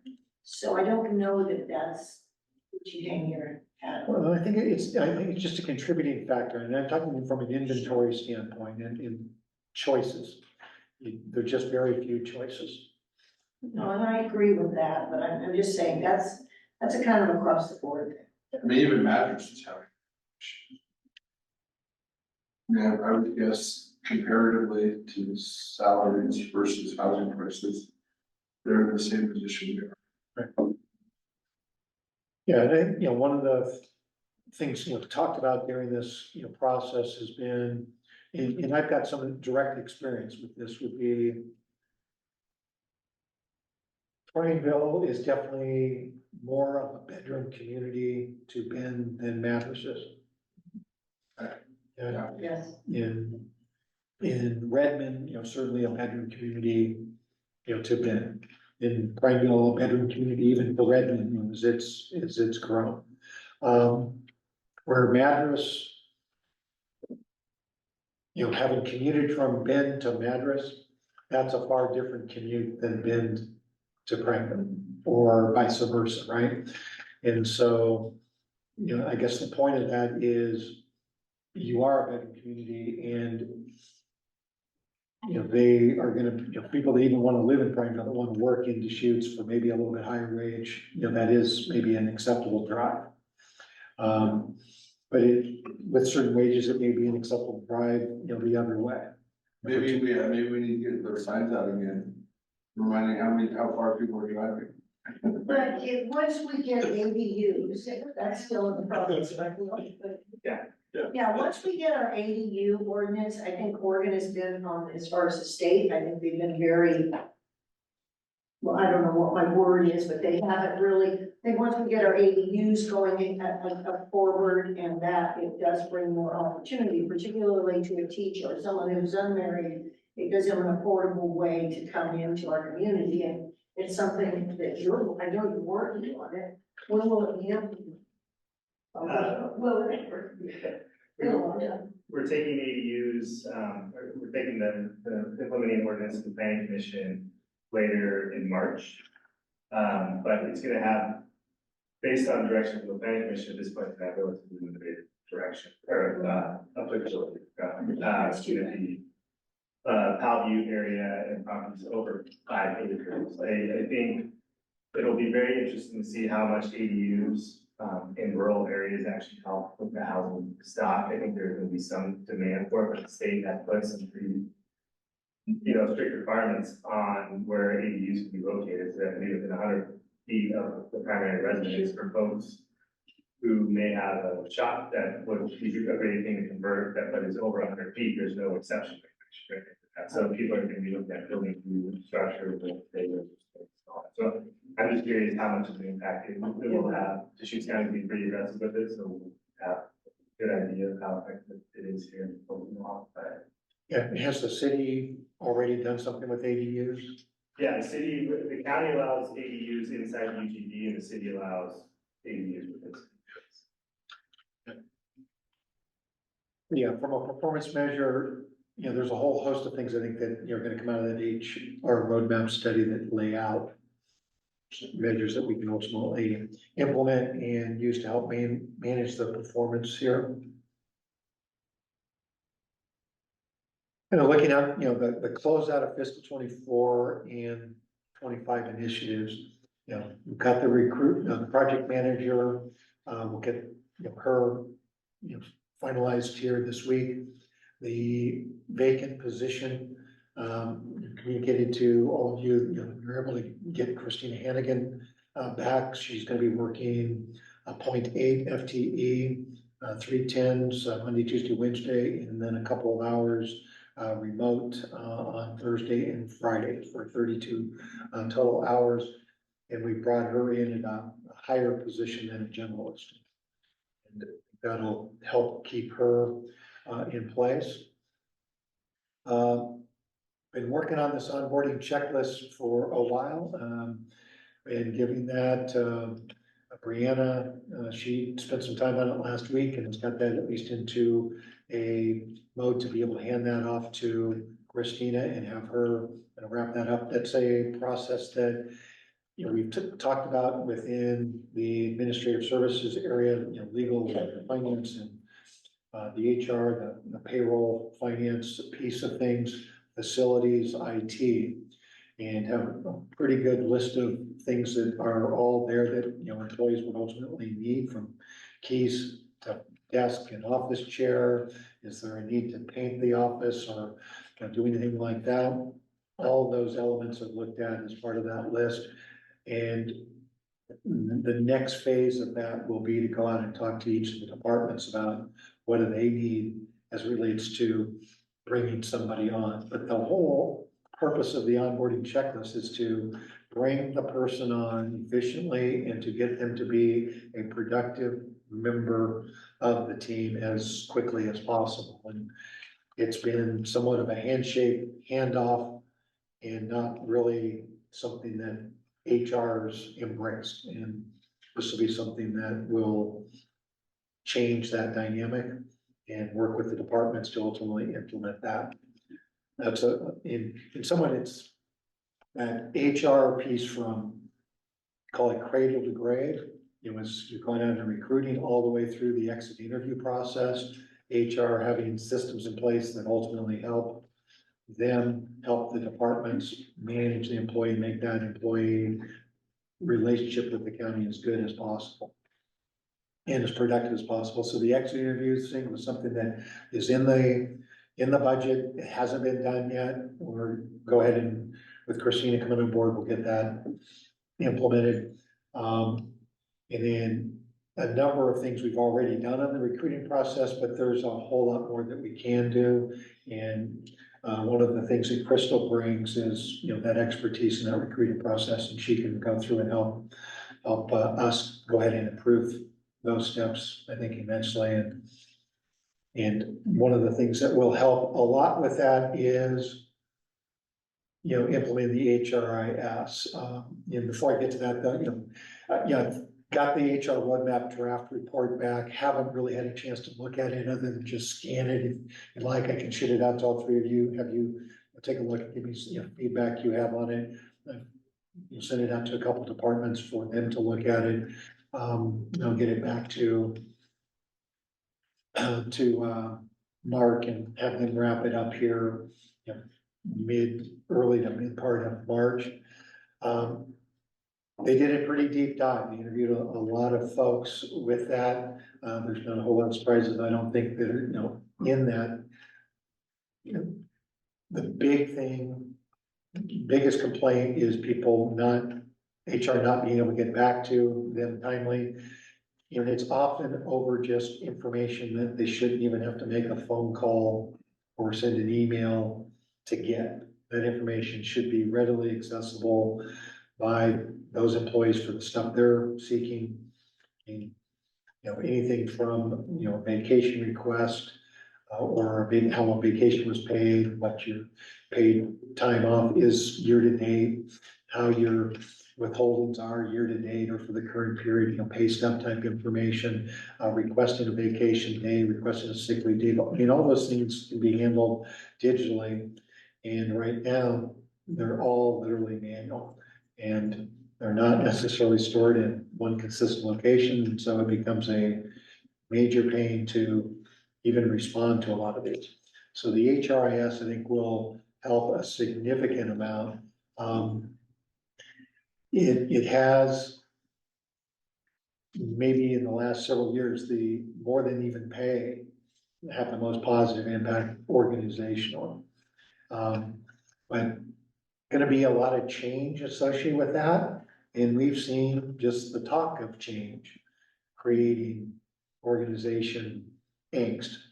And so, we're gonna spend a little bit more time, and I know, one of the things Crystal is certainly aware of, as Stephen is, on change management, is doing more in that communication piece, these employee meetings that we're having, and we've talked to, mentioned to them, we're looking to have these every quarter or 4 months at the most, just to, gain feedback, see how things are going with this initiative and the others, so.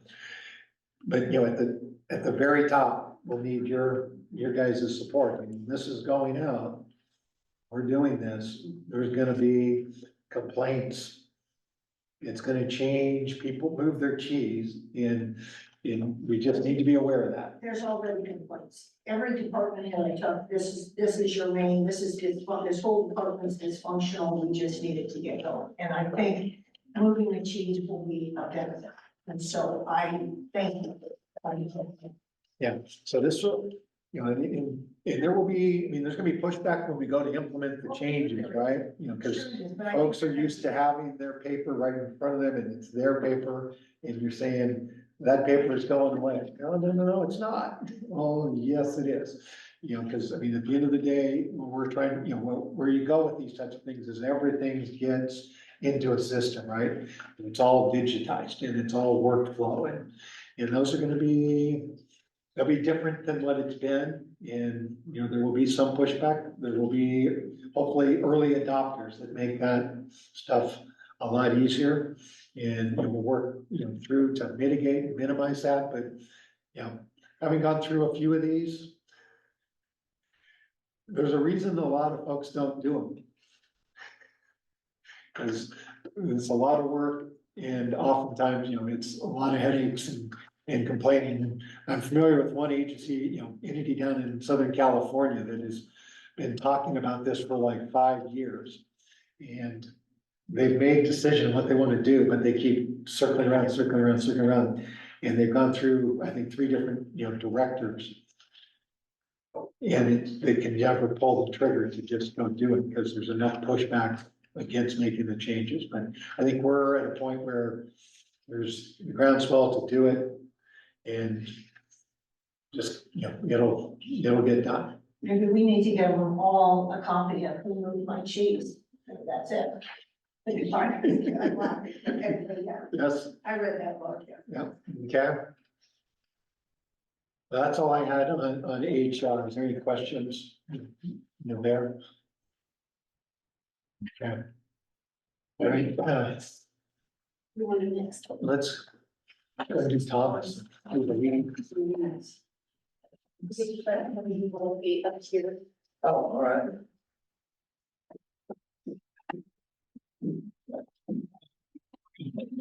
I wondered if you wanted this.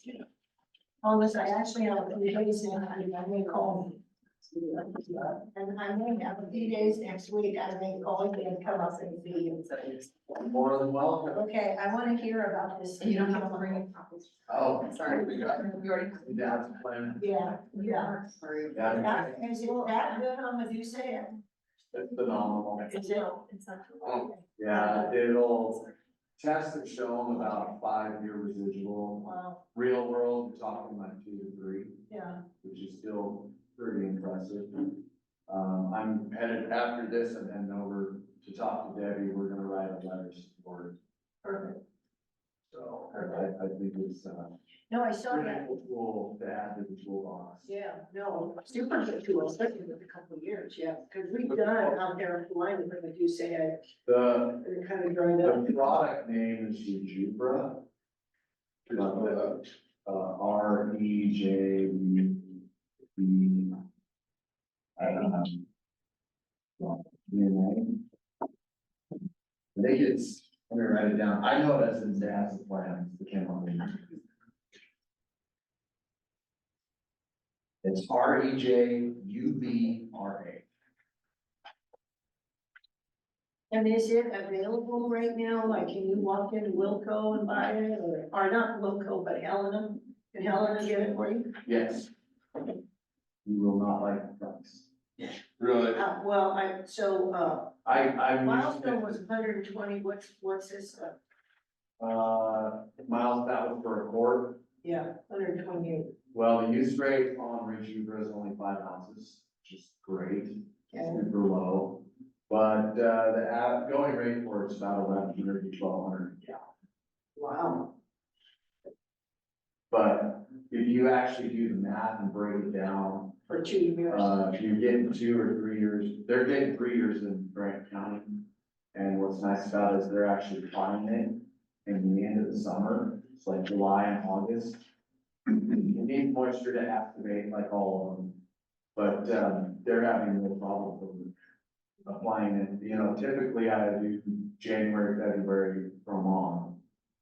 It's a very durable product, it's impressive, and that's why the price is impressive. Sure, sure. What is it per acre? You're looking at about $10. That makes it a little. Yeah, and that's, that's base, no sticker, no additionals. A lot of folks add milestone in with it. Like in Idaho, Star and Applebee's, all that scotch. But you add in your sticker and then the cost of the application, a lot of the aerial applicators throughout the Great Basin, and then you're talking with aerial, you're looking 45 to 55 an acre. That's kind of spendy for what it is on ranch land. You don't get a return on that. No. No, But yeah, we're writing a letter of support. good for you, good for you. Yeah, we need it. Okay, Tom. So you want me up here? You can be up here. Thompson's going to start with me the most flexible for scheduling. Well, I have the shortest presentation, so. I like it. Go ahead, you set up. Closely behind about Eric. Okay. No, Eric, is your presentation short? Need to tack I it think all. so. Cool. Yeah, you got it, I think. Well, you're the first lawyer I've ever heard that. Oh, well, there we go. There we go. Not made by word anymore. All right, this is pretty much the same as last time with the minor edits to words here and there. You guys kind of know my program. Right away for county is a big one. And then I have a lot of work that I do for other agencies. BPA, that's another right away through all of Crook County, Jefferson County, all the way down to actually Lake County. So, I'm basically like, I'll just go through this co-coordinator for the CWMA. As you guys probably know, Debbie Wood is coordinator. I'm technically the coordinator, but Debbie does a lot of the legwork. She does landowner outreach, writes the grants. We're an awesome team. It's great. Her and Kev had a really good working relationship, and I was lucky enough to know Debbie before I even started here. So it was kind of seamless, that transition. And it's been great. So yeah, like I said, within Dazzle plan, that's something, you know. Is she gonna try to write some grants for that, you think? Yes. I'll get to that later, but yes. Okay. Okay, I don't know if there's anything else on here that, rather than just go through each one, I mean, you guys kind of know my program. Is there any questions on what my mission and the goals are within that? I wanna ask you about the aggregate facilities in Crook County. Do you really go and inspect those? Yes. It's a voluntary program. It is voluntary. Correct. It's used to be free. I charge $100 now if I have to do an actual inspection. It's very simple. There's a piece of paper and it says you either have noxious weeds or you don't. And if they do, they have to have a weed control plan. Typically, they contract with Vince or whomever around. You give me that plan, we're good. You know, it's an annual renewal. Something cool I just learned in Seaside at the OVMA conference is ODA has the weed-free forage program. So everybody's pretty much familiar with that, right? Well, apparently they have a gravel weed-free program too. And all of us county guys were going, why didn't we know about this? They've got $10,000 that's just been sitting in a pot unused because nobody knows about it.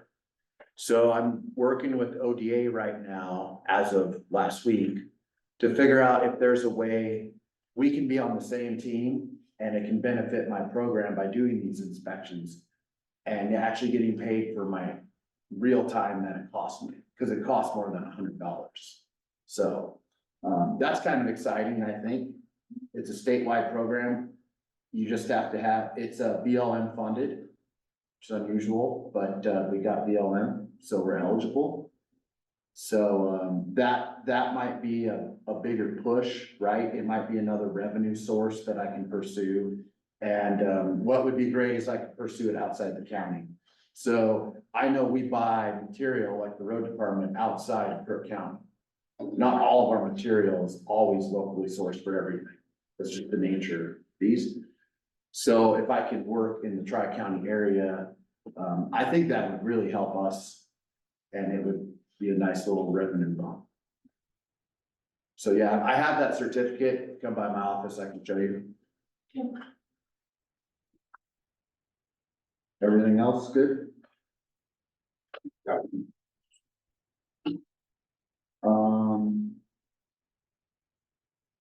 Oh, this is my old one. This is from last quarter.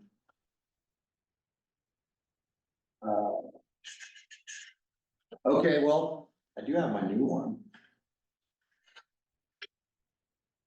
I guess you probably pulled it off before I updated it, huh?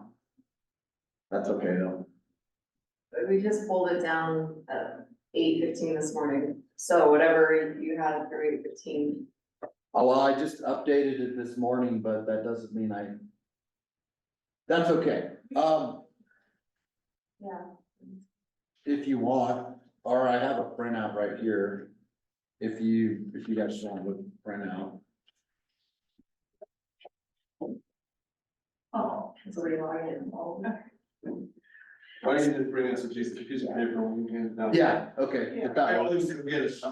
That's fine. The big one here is, that's what's in the comments.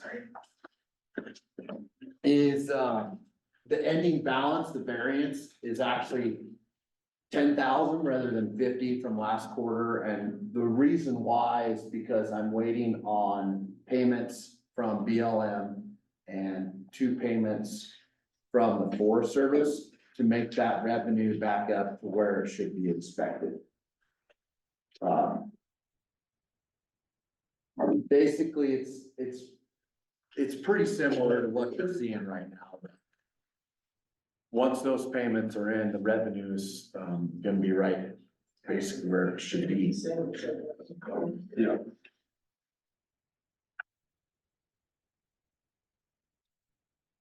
And that was invoice work that I wanted to wait until, to have everything wrapped up. Reports are done in January. So. Yeah, I don't have, like I said, that, but you got the paper there. Is there any questions? No. Okay.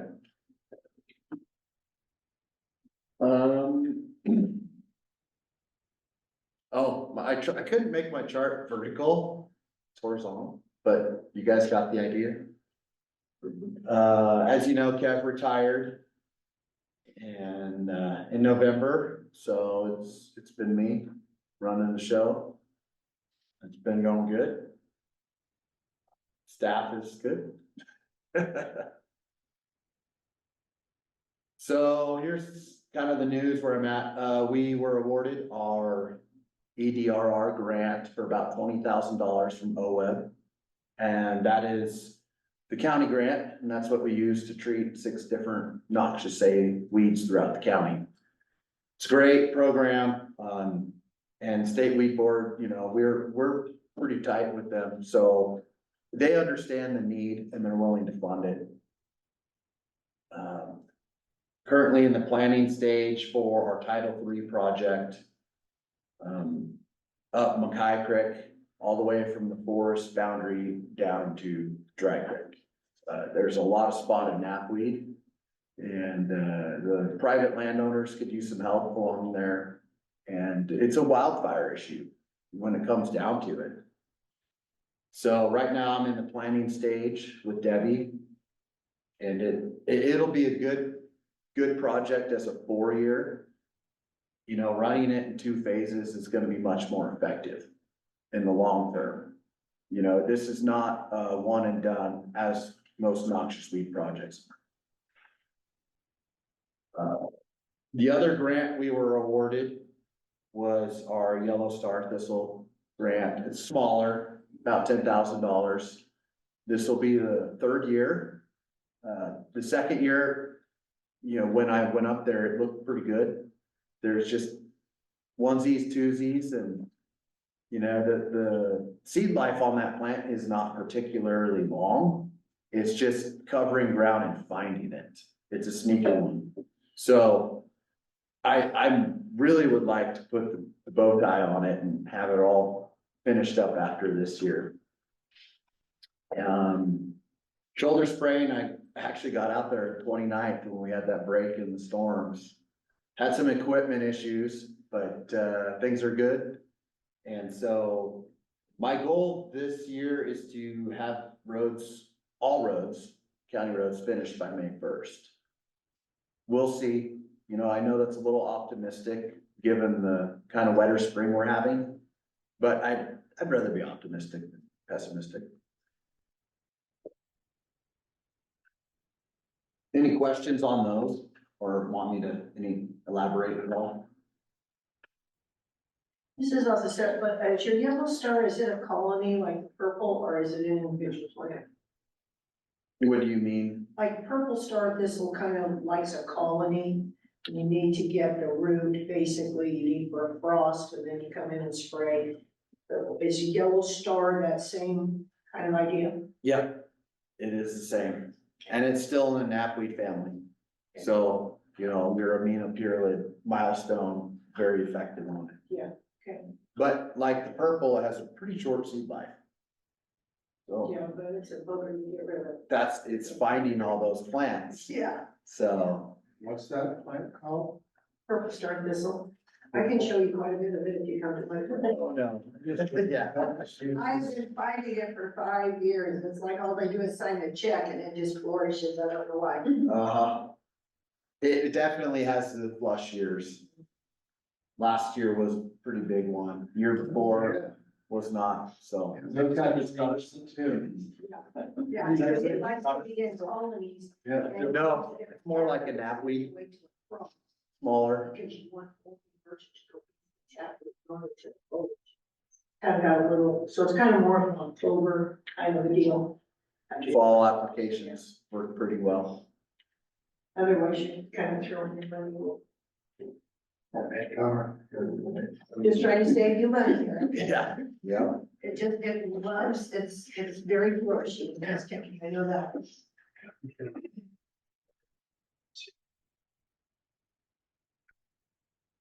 So, yeah, my goal is to basically serve the county, assist the landowners and meet all my contractual needs to generate revenue for the program.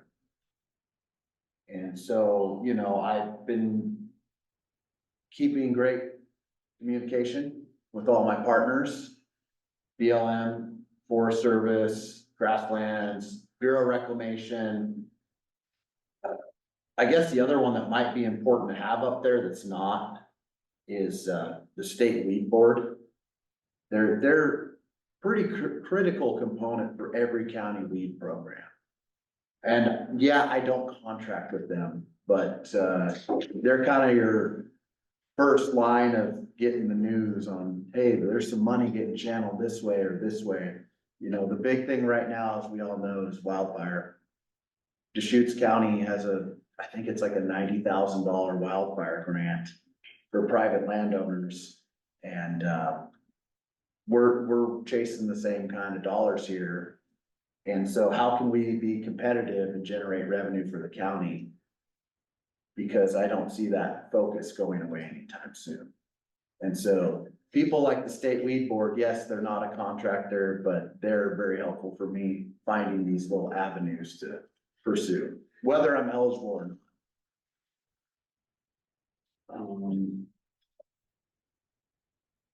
Yeah, I think that's kind of it. The exciting thing is I've got my Bureau of Reclamation contract extended for another 5 years. And that's a great agreement.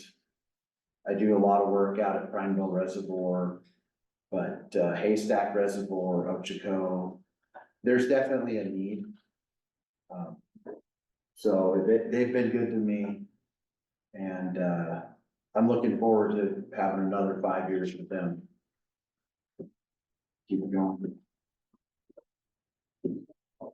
Any other questions? No, keep up the good work. Thank you, keep the weeds down. That's right. Yeah. So, before I start, I sent a message to Jamie saying, I think I did this correctly, but I may not very well, manage to outpool a foolproof system. So brace yourselves.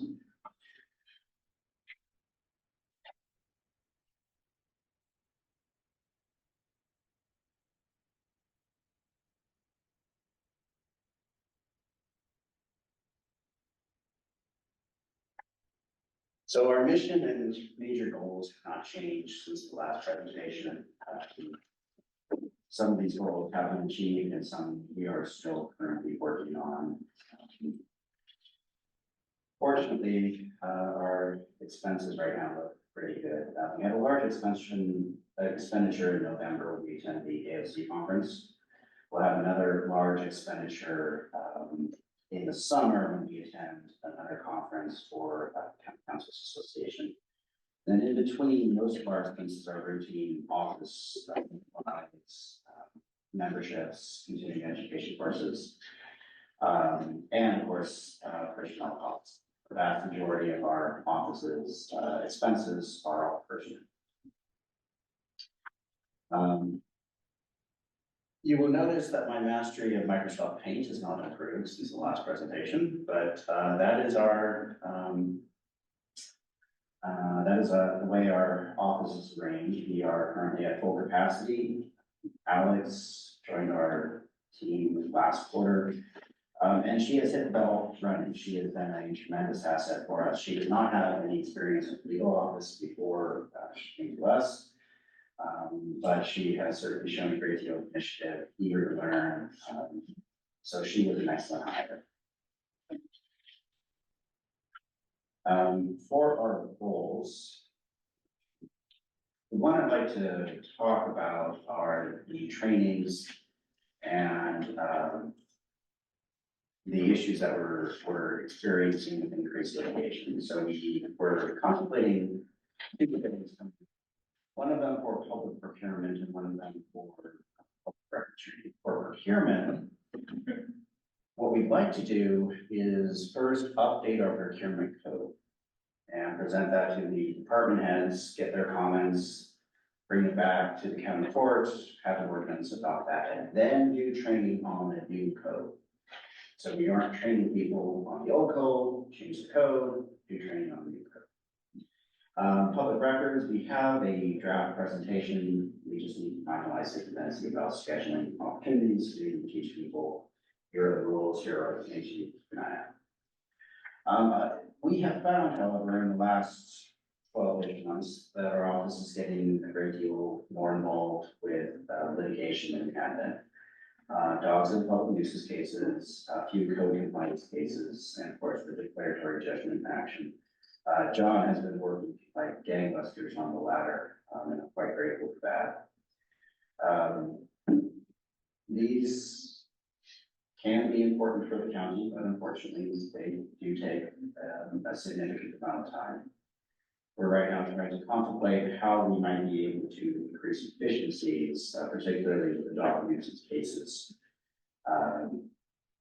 in the hopes that we will be able to make that a little easier for all staff members and just not spend as so many hours working on them as we have in the past. Regarding our goals, as you see there, finance office has already taken over the fee schedule. The HR office has taken over the compensation committee. We're still involved in public records requests and a few issues of property management. Property management, however, are substantially reduced. So for instance, if we should happen to have some tax foreclosed property in which there are still people living, our office would be involved, but principally property management has all been transferred over to the facilities department. And, Brody has been a tremendous help in the absence of Nick, so I'd like to take a moment to call him out on that. Let's see. We do have a draft of records training. My idea for that is to propose that it be open to department heads and those employees who routinely work on the records. So for instance, in the sheriff's office, that would be Jennifer Batt. In the past, when we've done these public records training, they have been focused on new employees. But frequently those new employees just didn't have anything to do with managing public records requests. And then as you mentioned, with the issue of public contracting, we have some draft changes and hopefully we'll be able to present those to the department heads for their review. Some good news there. We recently discovered that the state has increased the thresholds for the different levels of procurement, which means the county can now raise its threshold. So now it will be easier for the county to conduct a variety of different procurements without necessarily having to go through an RFP process. And I cannot tell you that we drank champagne when we discovered this in our office, because that would be violation of our employee handbook. But it was well received. So with that, I don't know if there is any sort of dramatic changes from the last quarterly report. Do you have any questions for us? Was the limit significant enough to help? Yes, so heretofore, the threshold for a direct award was $10,000. And then the threshold for an intermediate award, or intermediate process was $150,000. Those have been raised now from 10 to 25,000 and from 150 to 250,000. So a dramatic change and, yes, you can see why champagne was on. Yeah, great. Thank you, Aaron. Okay. Thank you. Appreciate your work. And I do also want to thank Jamie, since she's sitting right next to us. She has been a tremendous help. I've had a few very silly questions, and she has been a good sport about answering them. So, It's your work.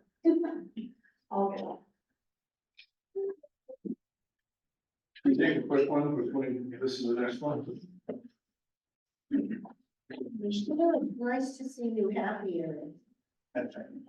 Usually you're doing good, but you're happy today, that's good. So I remember hearing that there's a correlation between, business success and having a positive attitude toward virtually every single job in the world, except lawyers. Lawyers with attitude are positively correlated to, career success, so you kind of want a lawyer be a sourpuss. Because they're thinking of all the problems that might arise. Well, you know, so you're our official sourpuss. There we go.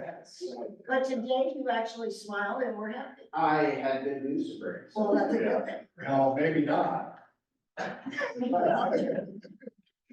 And I don't think the litigations are going away. Yeah. I think they're gonna get silly. You might be right. Thanks, everyone. Thank you. Thank you, guys. Thomas, take Thank care. you, Thomas. Yeah, I will. All right, take care. Okay. Thank you. I was thinking of snapping like snap here. I will, let us stand up. I think that it's too long during the day. I kind of want to get Thomas to spray inside my dance floor to No, we've got. I know, I allowed Eric to get away with it. They can go lunch. Let's say Steven goes next. We did that, you know, we shared a deal out there and one day and we tell them, oh, I'm gonna start. You could go in this house and I want to show you. Right here. And we did it. Like 3 years in a row, and then all the funding kind of. That's a new deal. blew out. Kind of. Oh, my God. We did. So he was, I think, there's a student director's part. I don't know. Yeah, that's special. It's hard to start business, just. You just get yourself. And then the guys, we converted all those fields. I mean, you don't have to do one. It's just like, when I sort it up, I just write checks. And then I drive out to Glarus and I just want to. You can have a place like Stephen Pell and like, wow, this guy likes. to- Well, what's really, and I know now that I have Steve Gillen will be better, what's really nailed me, John George does nothing. And it's just, you know, and what do? Are you gonna just let it take over, or are you gonna fight it, then win? No, there's nothing to stop the everything. And it's all up in the woods, all the weeds come down and bring more, and then they come in and they just all over on your field. Yeah, there you go. You ever go to an area that irrigates out of wells and all there, but. I'm well irrigated. Now, when I get my electric bill, I'm not as happy that I'm a well irrigator, but Well, you could be a flood irrigator and that and say your electricity. I know, We're still. so one of the things when we came up here, we kind of had 3 things, and I can't, and one of them was we wanted to have a well because rivers go away, and we've seen that, and we know that. So that was kind of one of our criteria. The second criteria was we didn't want to buy a place that was 10 acres privately owned and 200,000 public because of that goal. So those were kind of 2 of our criteria. So when I complain about electricity, I have to say, my God, yes. But our production, I mean, it helps. And our wells haven't, our wells haven't been down with that. That's why I'm so frustrated with this new guy. Because we have, we're interfering with Beaver Creek, and we're like 10 or 15 miles away from it. So I guess, and the water guy just told me he wants to meet me next week and I need a lawyer. I thought, just give the guy a damn map and let him look at it, for God's sakes. I don't want to pay a lawyer. Oh, sure. Now you're prompting me to want to get something. Yeah, I made it till 10. My waistline is ruined anyway, I guess it doesn't matter, but. Do another 2,000 steps. That, it's not gonna be through. Okay, when I get the Wi-Fi, I'll. I couldn't get it to do stuff. Oh. So, Yeah. Don't worry. It's fine. yeah. They wanted to. Not the on. They wanted to get What? water. So I. You got it. No, no. Oh. Yeah, well, it's not. I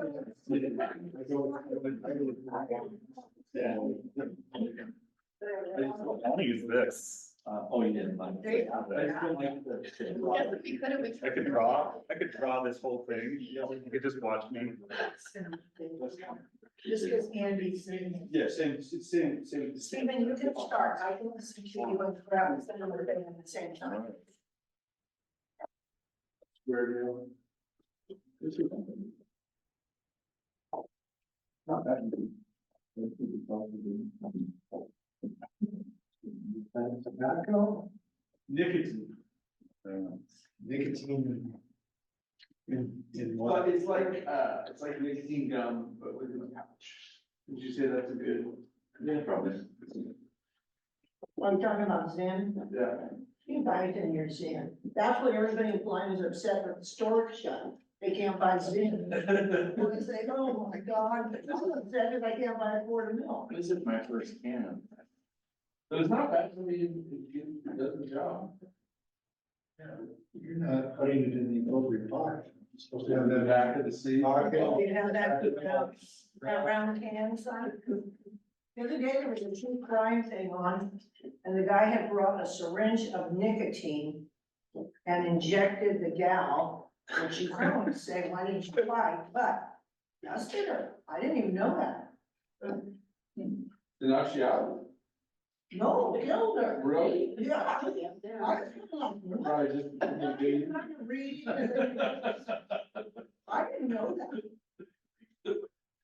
It just mellowed me out a little bit. Yeah, no, if you get if somebody comes with you with yellow and a syringe front. Anybody comes at me with anything. I agree with you. I missed the part of how she accepted the syringe, but anyway. And on that note, Yeah. Stephen. Yeah. On true crime, do you have any true crime? Thanks for the lead in. No, I don't. Yeah, so first thing, you've seen the mission of IT before. I should have put major goals. The first bullet point is updating that mission.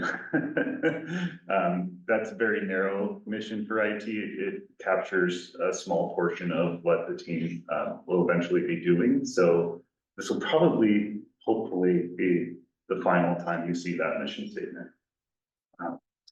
As for major goals within Q2, implementing the strategic roadmap, you're gonna see that throughout the slide deck. It's a multi-year initiative, so that's why that's in progress. Infrastructure for the Justice Center, that was in progress in Q2. I will have an update on that in the next couple slides, and then hire CIO, obviously completed in Q2. Financials, lots of things happening here. Basic comments on this is the actual expenses were about quite a bit lower than what was budgeted. I believe that was because most of the things IT team was doing was waiting for me to get here in December. So right when I got here, it's like, well, we have to renew. And so I think that was the delay in that. Next quarter, on the next report, you would see much different numbers. And the other piece is there are some IT roles that I'll talk about in the next couple slides that were approved and just not hired yet. So that's why that budget number is good. So org structure. Probably not the first time you've seen this, but 8 authorized positions, actively recruiting for 3 of the 8, which is an IT manager, apps manager, and business systems analyst. Those are posted up on the site and LinkedIn right now, have people submitting resumes. My friend Christian has applied to all 3 jobs, and it's not really my friend, it's just a guy that applies to every IT job. So that's going fun. Probably gonna need a little help with this down the road, but really, this is gonna be a bit of a long haul to get the right people in these roles. It's not something that I expect we'll be filling in the next 30, maybe even 45 days. So I'm gonna wait it out essentially to get the right people in the team. Cause this team really, the success of this team and the roadmap really depends on getting these quality team members in the door in here. Is there any anticipation of doing more with GIS, have done full time? Yeah. So the apps manager, I'm hoping to get someone with GIS experience to help support Jack. And Jack's really stepped up, and I've got a slide for Jack and all the stuff that he's been doing, and I've been trying to support him as much as I can in that piece, but the goal is to get the apps manager with GIS experience. There's a lot of production that comes out of that office. There is. Various people in the community and another couple of boards that's gonna be pretty demanding. Request for, mapping for wildfires. Yes, he mentioned that to me today, yeah. Like he's like the number one guy on that whole thing. That's what he said. Biggest there. Yeah, he said he was pretty excited about that, so I can see he's really passionate about it, which I love, and so I'm really trying to support him. There's a few conferences coming up that I'd like to have him attend to, and really, so he can help grow and promote into that role, and really start owning it. Which is good, he has the ambition, which I like to see, it's really nice, so, yeah. Major goals, strategic roadmap, you've seen that before, multi-year initiative. Q2, I built out the 3 open job descriptions, and obviously we just got those posted after Q2. Computer replacements are still in progress. The vendor had a refresh of the model that we use, so we actually just got some new ones in that we're testing, and those should get ramping back up. We also are reevaluating what a standard workstation looks like with some newer type hardware. Much simpler way to do like docking stations, for example, a simple 1 plug versus like the 2 or 3 plugs, power USB, all the complication of legacy equipment we're hoping to move away from. Justice Center IT infrastructure, we partnered with CDW we went through all the plans and every single floor and where all the desks are, all the equipment, all the access points, and put together a really comprehensive plan for the networking infrastructure there. Thank you for approval on that. All that equipment is starting to pile up in the office, and we are going through to make sure we have everything ready to go for when we start doing that installation. And you'll see ERP implementations here, both the finance ERP and the HRIS. Really, IT's role is to be a supportive partner in this and lead on any technology initiatives. With the finance ERP, we're now meeting weekly. We have a formal project plan, and we're tracking progress as we go, and I feel pretty good about that one. Obviously, that's a partnership and a co-development initiative, so it's going pretty well. And the HRIS, and I put in planning in Q2, but that has obviously actually started progressing. So the team has completed initial evaluations for the RFQs that went through and scored those. So next steps will be getting the demos from 4 of the 5 vendors that have come in. GIS slide, so Jack just sent this to me yesterday. We are working on an upgrade to our GIS enterprise. We partnered with the software platform, working through some challenges on configuration and support. From there, we'll figure out which direction we want to go, whether it's hosting it here. There is a cloud application, so we just kind of have to take a deep dive and look at what makes the most sense. Jack did become a steering committee member of the CWPP. This is a really crazy acronym, the Crook County Community Wildlife Protection Plan. So it's great to see Jack stepping up there, and he's really excited about it. And I put just in development because that's a brand new thing that he's doing. And then also next gen 9/11 data migration. We call this in the IT world an ETL project. It's extracting data, transporting it and loading it, or transforming it, taking data from one system, converting it over and loading it into a new system. And then Jack's involved with that as well. Performance measures, these will update probably next quarter, but I didn't want to change it too much, at least for Q2. So basically stuff that you've seen before, ArcGIS reliability, meaning that. Help desk responsiveness, I am working on some more efficient workflows and the overall help desk, and this will have an updated metric probably the next time you see the metrics here. And then network security, We did upgrade our dark trace, which is sort of, you ever heard of like dark web monitoring, that type of thing? So dark trace, when anything that comes into our system, dark trace will look at it. Like, so if you start dark trace monitors the network, and if it starts seeing a lot of activity that doesn't, it will turn it off. And then we have to go in and manually turn it back on. It's kind of a proactive thing. So sometimes, when was it? I think it was a Google Meets. Google Meets meeting, it was like, somebody's using a lot of traffic on Google Meets and they'll start slowing it down. So sometimes it's you know, you have to get in there and we can watch it and turn those things back on, but it is kind of a proactive, security measure. I haven't seen it completely shut anything off. Sometimes they'll just throttle it down pretty good and start sending us notifications, which is good. We also use a platform called Proofpoint. So when you get an email and it has a URL in it, it actually goes through a vendor called Proofpoint. So if you put your mouse over it, you like, if it's google.com, if you put your mouse over it and you know how sometimes it highlights the URL that shows it, if you look at it closely, it'll say proofpoint.com and so it's actually screening a lot of the URLs, which is really good because people get all sorts of bad links all the time, right? So yeah, click here and go give us your credit card information, your social security card information, all that stuff. So that's something that is in the background, but you don't really notice it unless you know to look for it. So when you get those emails, Uh-huh. what are you supposed to do with them? Because I get them all the time. Yeah, if you suspect it's a funny email, forward it to IT support.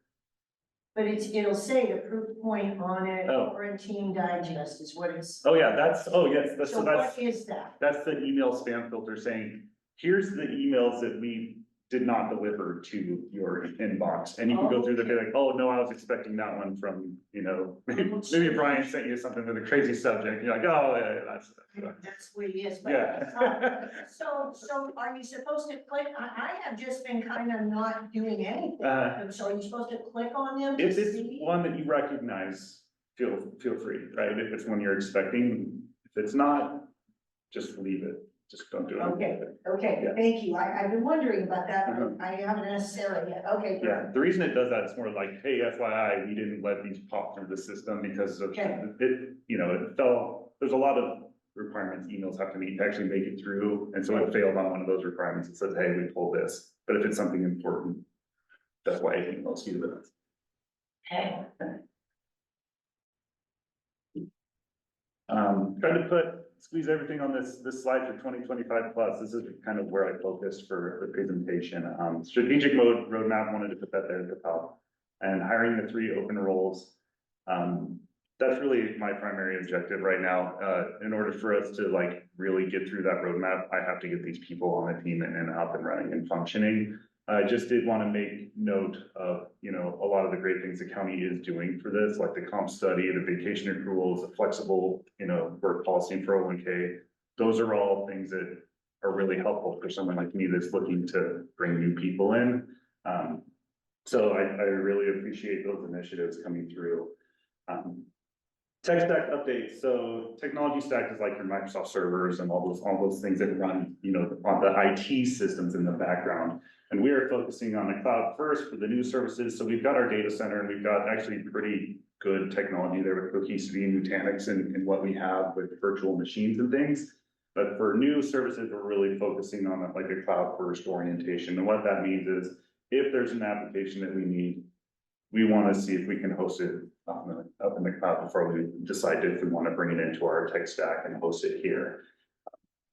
SSO is an acronym you will start hearing me say quite often. It stands for single sign-on. So some of you might have experience with single sign-on. Basically, it's a web portal. You sign in, you use like your fingerprint or your, you know, and multi-factor on your phone, and it says, here's all your apps. And it takes a while to set up, but we all use a lot of different apps.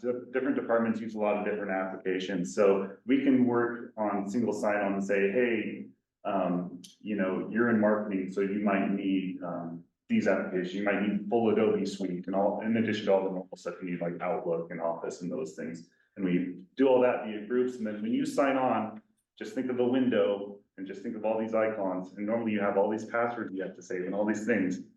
No longer the application supports it. You do one sign on, you click on your application. We build that integration, it's a certificate and a trust agreement. That's the way I can describe it. That says, I trust you, this person's a login, and then you just click on it and it takes you right to it. You don't even have a password for authentication. You don't have a password that expired, you don't have to do any of that thing, you have to verify one time. So that's when it works perfectly. It doesn't always work perfectly, and some applications are older and legacy and don't support SSO. So in those cases, what you would do is you teach the application, here's my credentials, and it would just push those credentials in for you, kind of like an older style password manager. But that's one of the immediate things I'm going to be working on, because as we bring on new services, they're all primarily hoping to be SSO supported, to where you're not having to create logins and passwords and all those things that are just slow people down in the everyday work. AI evaluation, I did update this slide, but I would be doing you a disservice if I didn't mention AI. So every single one of you in this room and throughout the county will be working with AI a year from now in some form. All the applications that we use, Word, Excel, Microsoft's really big into AI. All of the vendors are implementing some form of AI. So there's a lot of press on AI right now. I would say, think of AI as augmenting or supporting what humans do, taking care of sort of the mundane tasks and then elevating of jobs and work and those types of things. So it'll be interesting to see how it plays out, but AI is here. It's not going to go away. And we're going to start doing some things with, like, hopefully chat, start demoing some other things and making it to where people can experiment with it and not be so afraid of it, because it definitely will help in a lot of tasks that are sort of mundane and not the best use of your time. So Justice Center infrastructure, I touched on that. All the equipment is here, and we will be moving the data center. We're not going to move the data center when it first, everybody moves over to that building. We're going to do that as a follow-up thing. Probably a couple months after, not sure exactly where that's going to land. ERP and HRIS, touched on that earlier, but it is an ongoing initiative, and you'll see the word refinement in there. So when you implement an ERP, that's just the start of your relationship with an ERP and an ERP vendor. Lots of vendors come out with new enhancements and new functionality that you didn't implement when you started, and so you're always ongoing and enhancing those. And so you tend to have a little team that follows along with the vendor and implements those things and decides what you want to do going down the road. You basically create a roadmap for every new ERP system that you have. MSP is managed services provider. So before I started, Mike at BIE did an RFQ for what's called the managed services provider, which is think of outsourced tier 1 IT support. I've been working through those evaluations. I'm 90% completed. Right now I'm doing due diligence and calling a lot of other companies and counties and government orgs that actually use the two that I've narrowed it down to.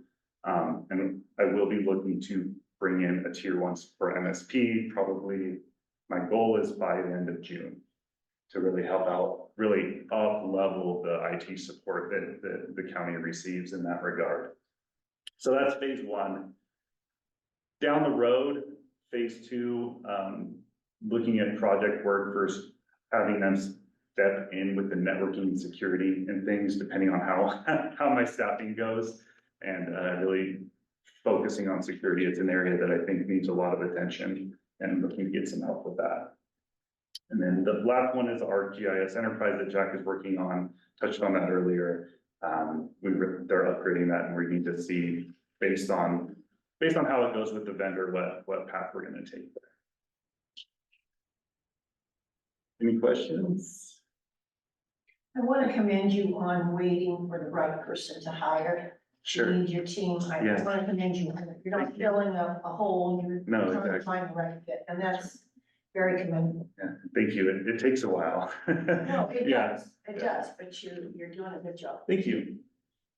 And I appreciate such an informative deal in such a short time. We were kind of joking yesterday about how you just got here and you had a lot to say, but you've got a lot going on, and Yeah. you could put together a good presentation. Yeah, my initiative list is much longer than this, but it's just wanted to stick with one slide, so I put as much as I could on one. Anything else?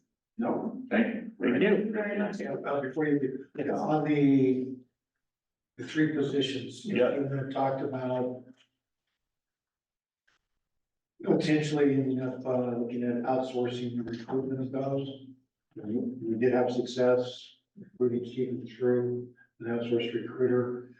We'll look at, you talk with, Christina and Amy and, Crystal as well, and make a decision if that's the preferred way to go. I mean, he's not had the greatest success thus far. I can just, looking at the IT mentioned, Yeah, the same applicant for, all three, totally different roles, but yeah.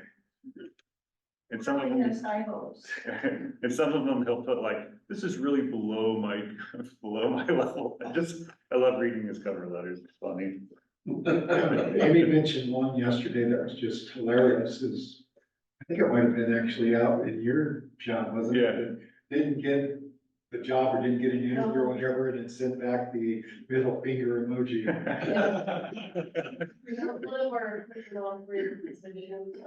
Very professional. Yeah. Well, I'm you sure know, he's a that- fighting against us. that you already know. I have two applicants for the app manager. One is Christian, who applies for everything. And the other is someone who I think meant to apply for the facilities director role, but just clicked on the other one. So. But yeah, it's a challenge.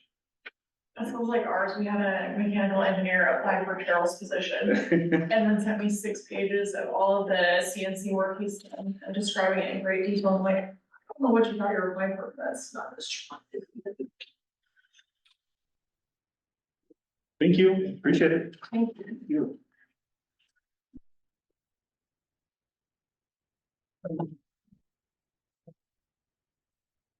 Let's try to pack up. Sorry, One more. one more. But we love you, Christine, it's okay. Thank you. You're gonna tell us we have so much money, we don't know what to do with it. I mean, I could. Okay. I don't know it'd be the truth. Okay, tell us the truth. On your arrows.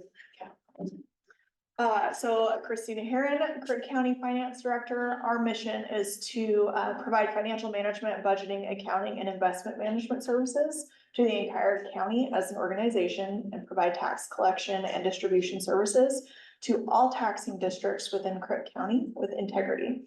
So our major goals have been to update and overhaul that countywide fee and charges schedule, begin that ERP implementation and clean up our chart of accounts, and achieve that fiscal year 24 GFOA budget award, which we did.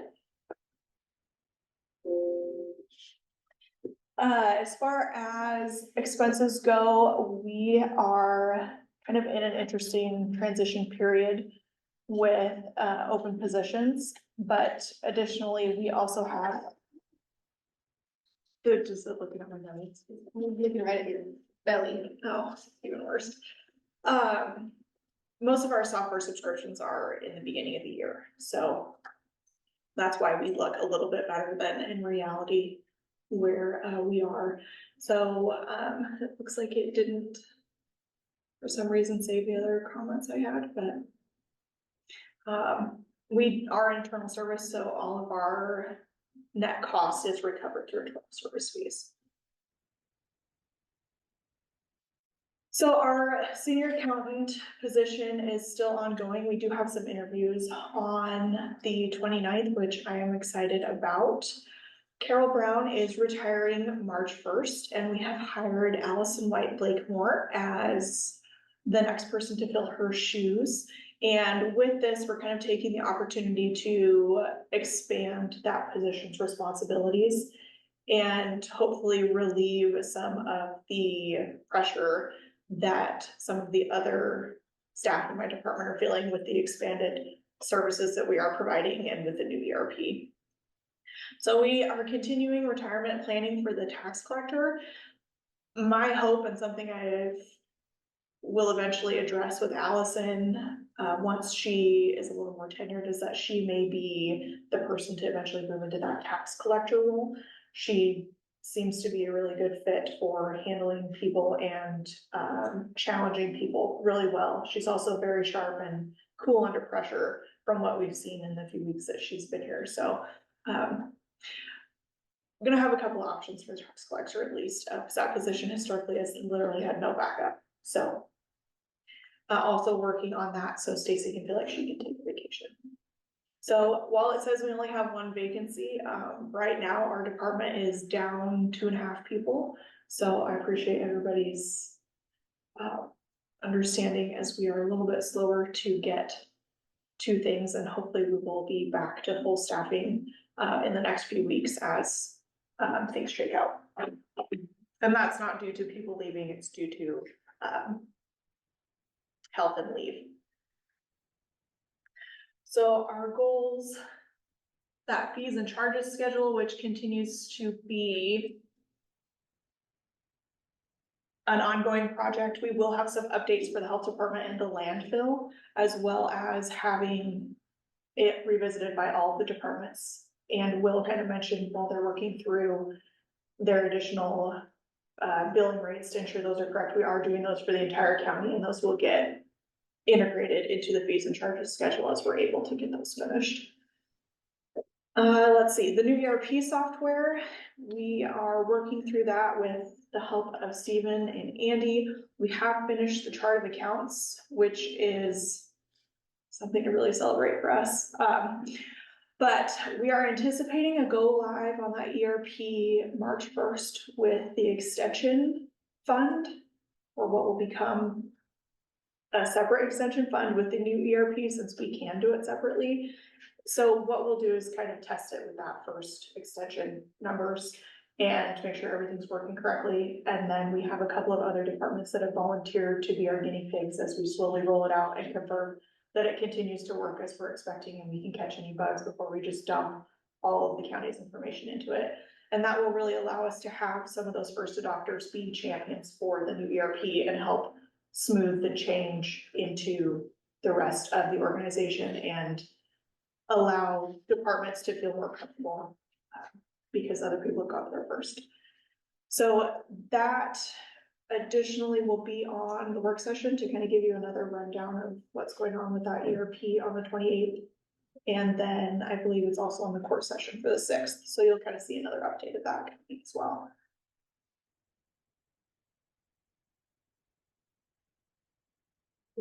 Not do the rest of the slides. Or when you just have to click back into, it may have taken it away when we like moved your video. Oh, thank you. There we go. Okay. So we continue to work through the finance department assessment items from the 2021 assessment that was done by GEL. And we have completed quite a few things on that list. However, just due to staffing, unfortunately, that Q2 report is late. And we are still working to roll out the account receivable software and billing software to various departments for taking through over the billing. We have implemented it in GIS as well as a couple of other departments in small ways, but we don't have it fully rolled out. In part of it is because it is part of the ERP, so when they update things in the ERP, it's connected to the AR software and it will cause issues in that software. And rather than have people frustrated with it because it is kind of still in development with that ERP, we just decided to keep people out of it until it's all ready to move forward. So we have quite a few special projects and need to work on our strategic plan for the department. But unfortunately, due to staffing resources, I have not been able to get to those. So once we have that senior accountant position hired, we will get started on those.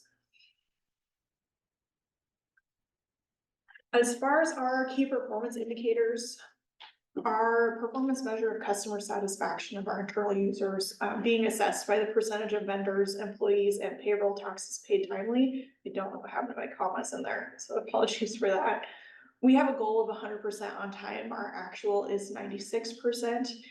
The solution to get to 100% is implementation of ACH and electronic signatures, which should get us to everything being 100% on time. Part of this is because we don't necessarily receive invoices on time. There's always things hanging out there where department sends us, hey, this got lost in my email, and it's from a couple months ago. So while we're striving to get there, hopefully 100% is achievable, but realizing that there's some outside factors that play into that as well. Our investment earnings metric, which our goal was to be greater than the local government investment pool, which is 5%. It actually just got increased to 5.2. Our yield for the quarter was 4.228. And as a result of some of that, we went back and met with our investment advisors this week. And Andy was part of that conversation to allow us to update our investment policy and take advantage of some additional opportunities that can help increase yields, as well as diversify our portfolio and really create a responsible investment portfolio that will meet cash flow needs as well as provide us a good return. Oh, and that's all I've got. Questions? I've met Allison a couple times now, and I think you got a pretty good one there. I'm really excited that we snagged her. She didn't actually apply for that job, so I have to thank Amy for sending her our way. After she had applied for a different job, so she's fitting in really, really well. She's catching on to things really quickly. She's really sharp, and I'm really excited for where the department can go with her, and she is going to allow that role to expand and take on some additional responsibilities, which will allow a little bit of relief in other areas and kind of fix some challenges that we've had. So, No, I think you did good. thank you. Totally agree. I had a really, really great conversation. Yeah, she fits in really well, and she just, Positive. she's very positive, and she's really chill. She has a big smile. Yeah. She always has a smile, yeah. She's got a big smile. No, I think you got a good one there. Yeah, I would agree, so. Now, we Also- just need a senior accountant, huh? Yes, Yeah. I'm hopeful with the interviews, but like Stephen, I also don't wanna jump into hiring someone that's not a good fit, You so. kind of have a team there, and yeah, you're kind of on the same deal like Stephen. You need a good team member. Yes, exactly. Okay, Awesome. Oh, thank you. that's all we've got for today. Thank you. Andy, is there anything else you wanted to go through today? No, I think we covered it. Okay. On that, any questions you guys have? So what I'll do with the 24th Amendment language is I have sent Senator Finley. Please. Both of them, on this, someone who might be sure. Get that out for you guys to use like that. I mean, why don't we just say we just get on our exposure?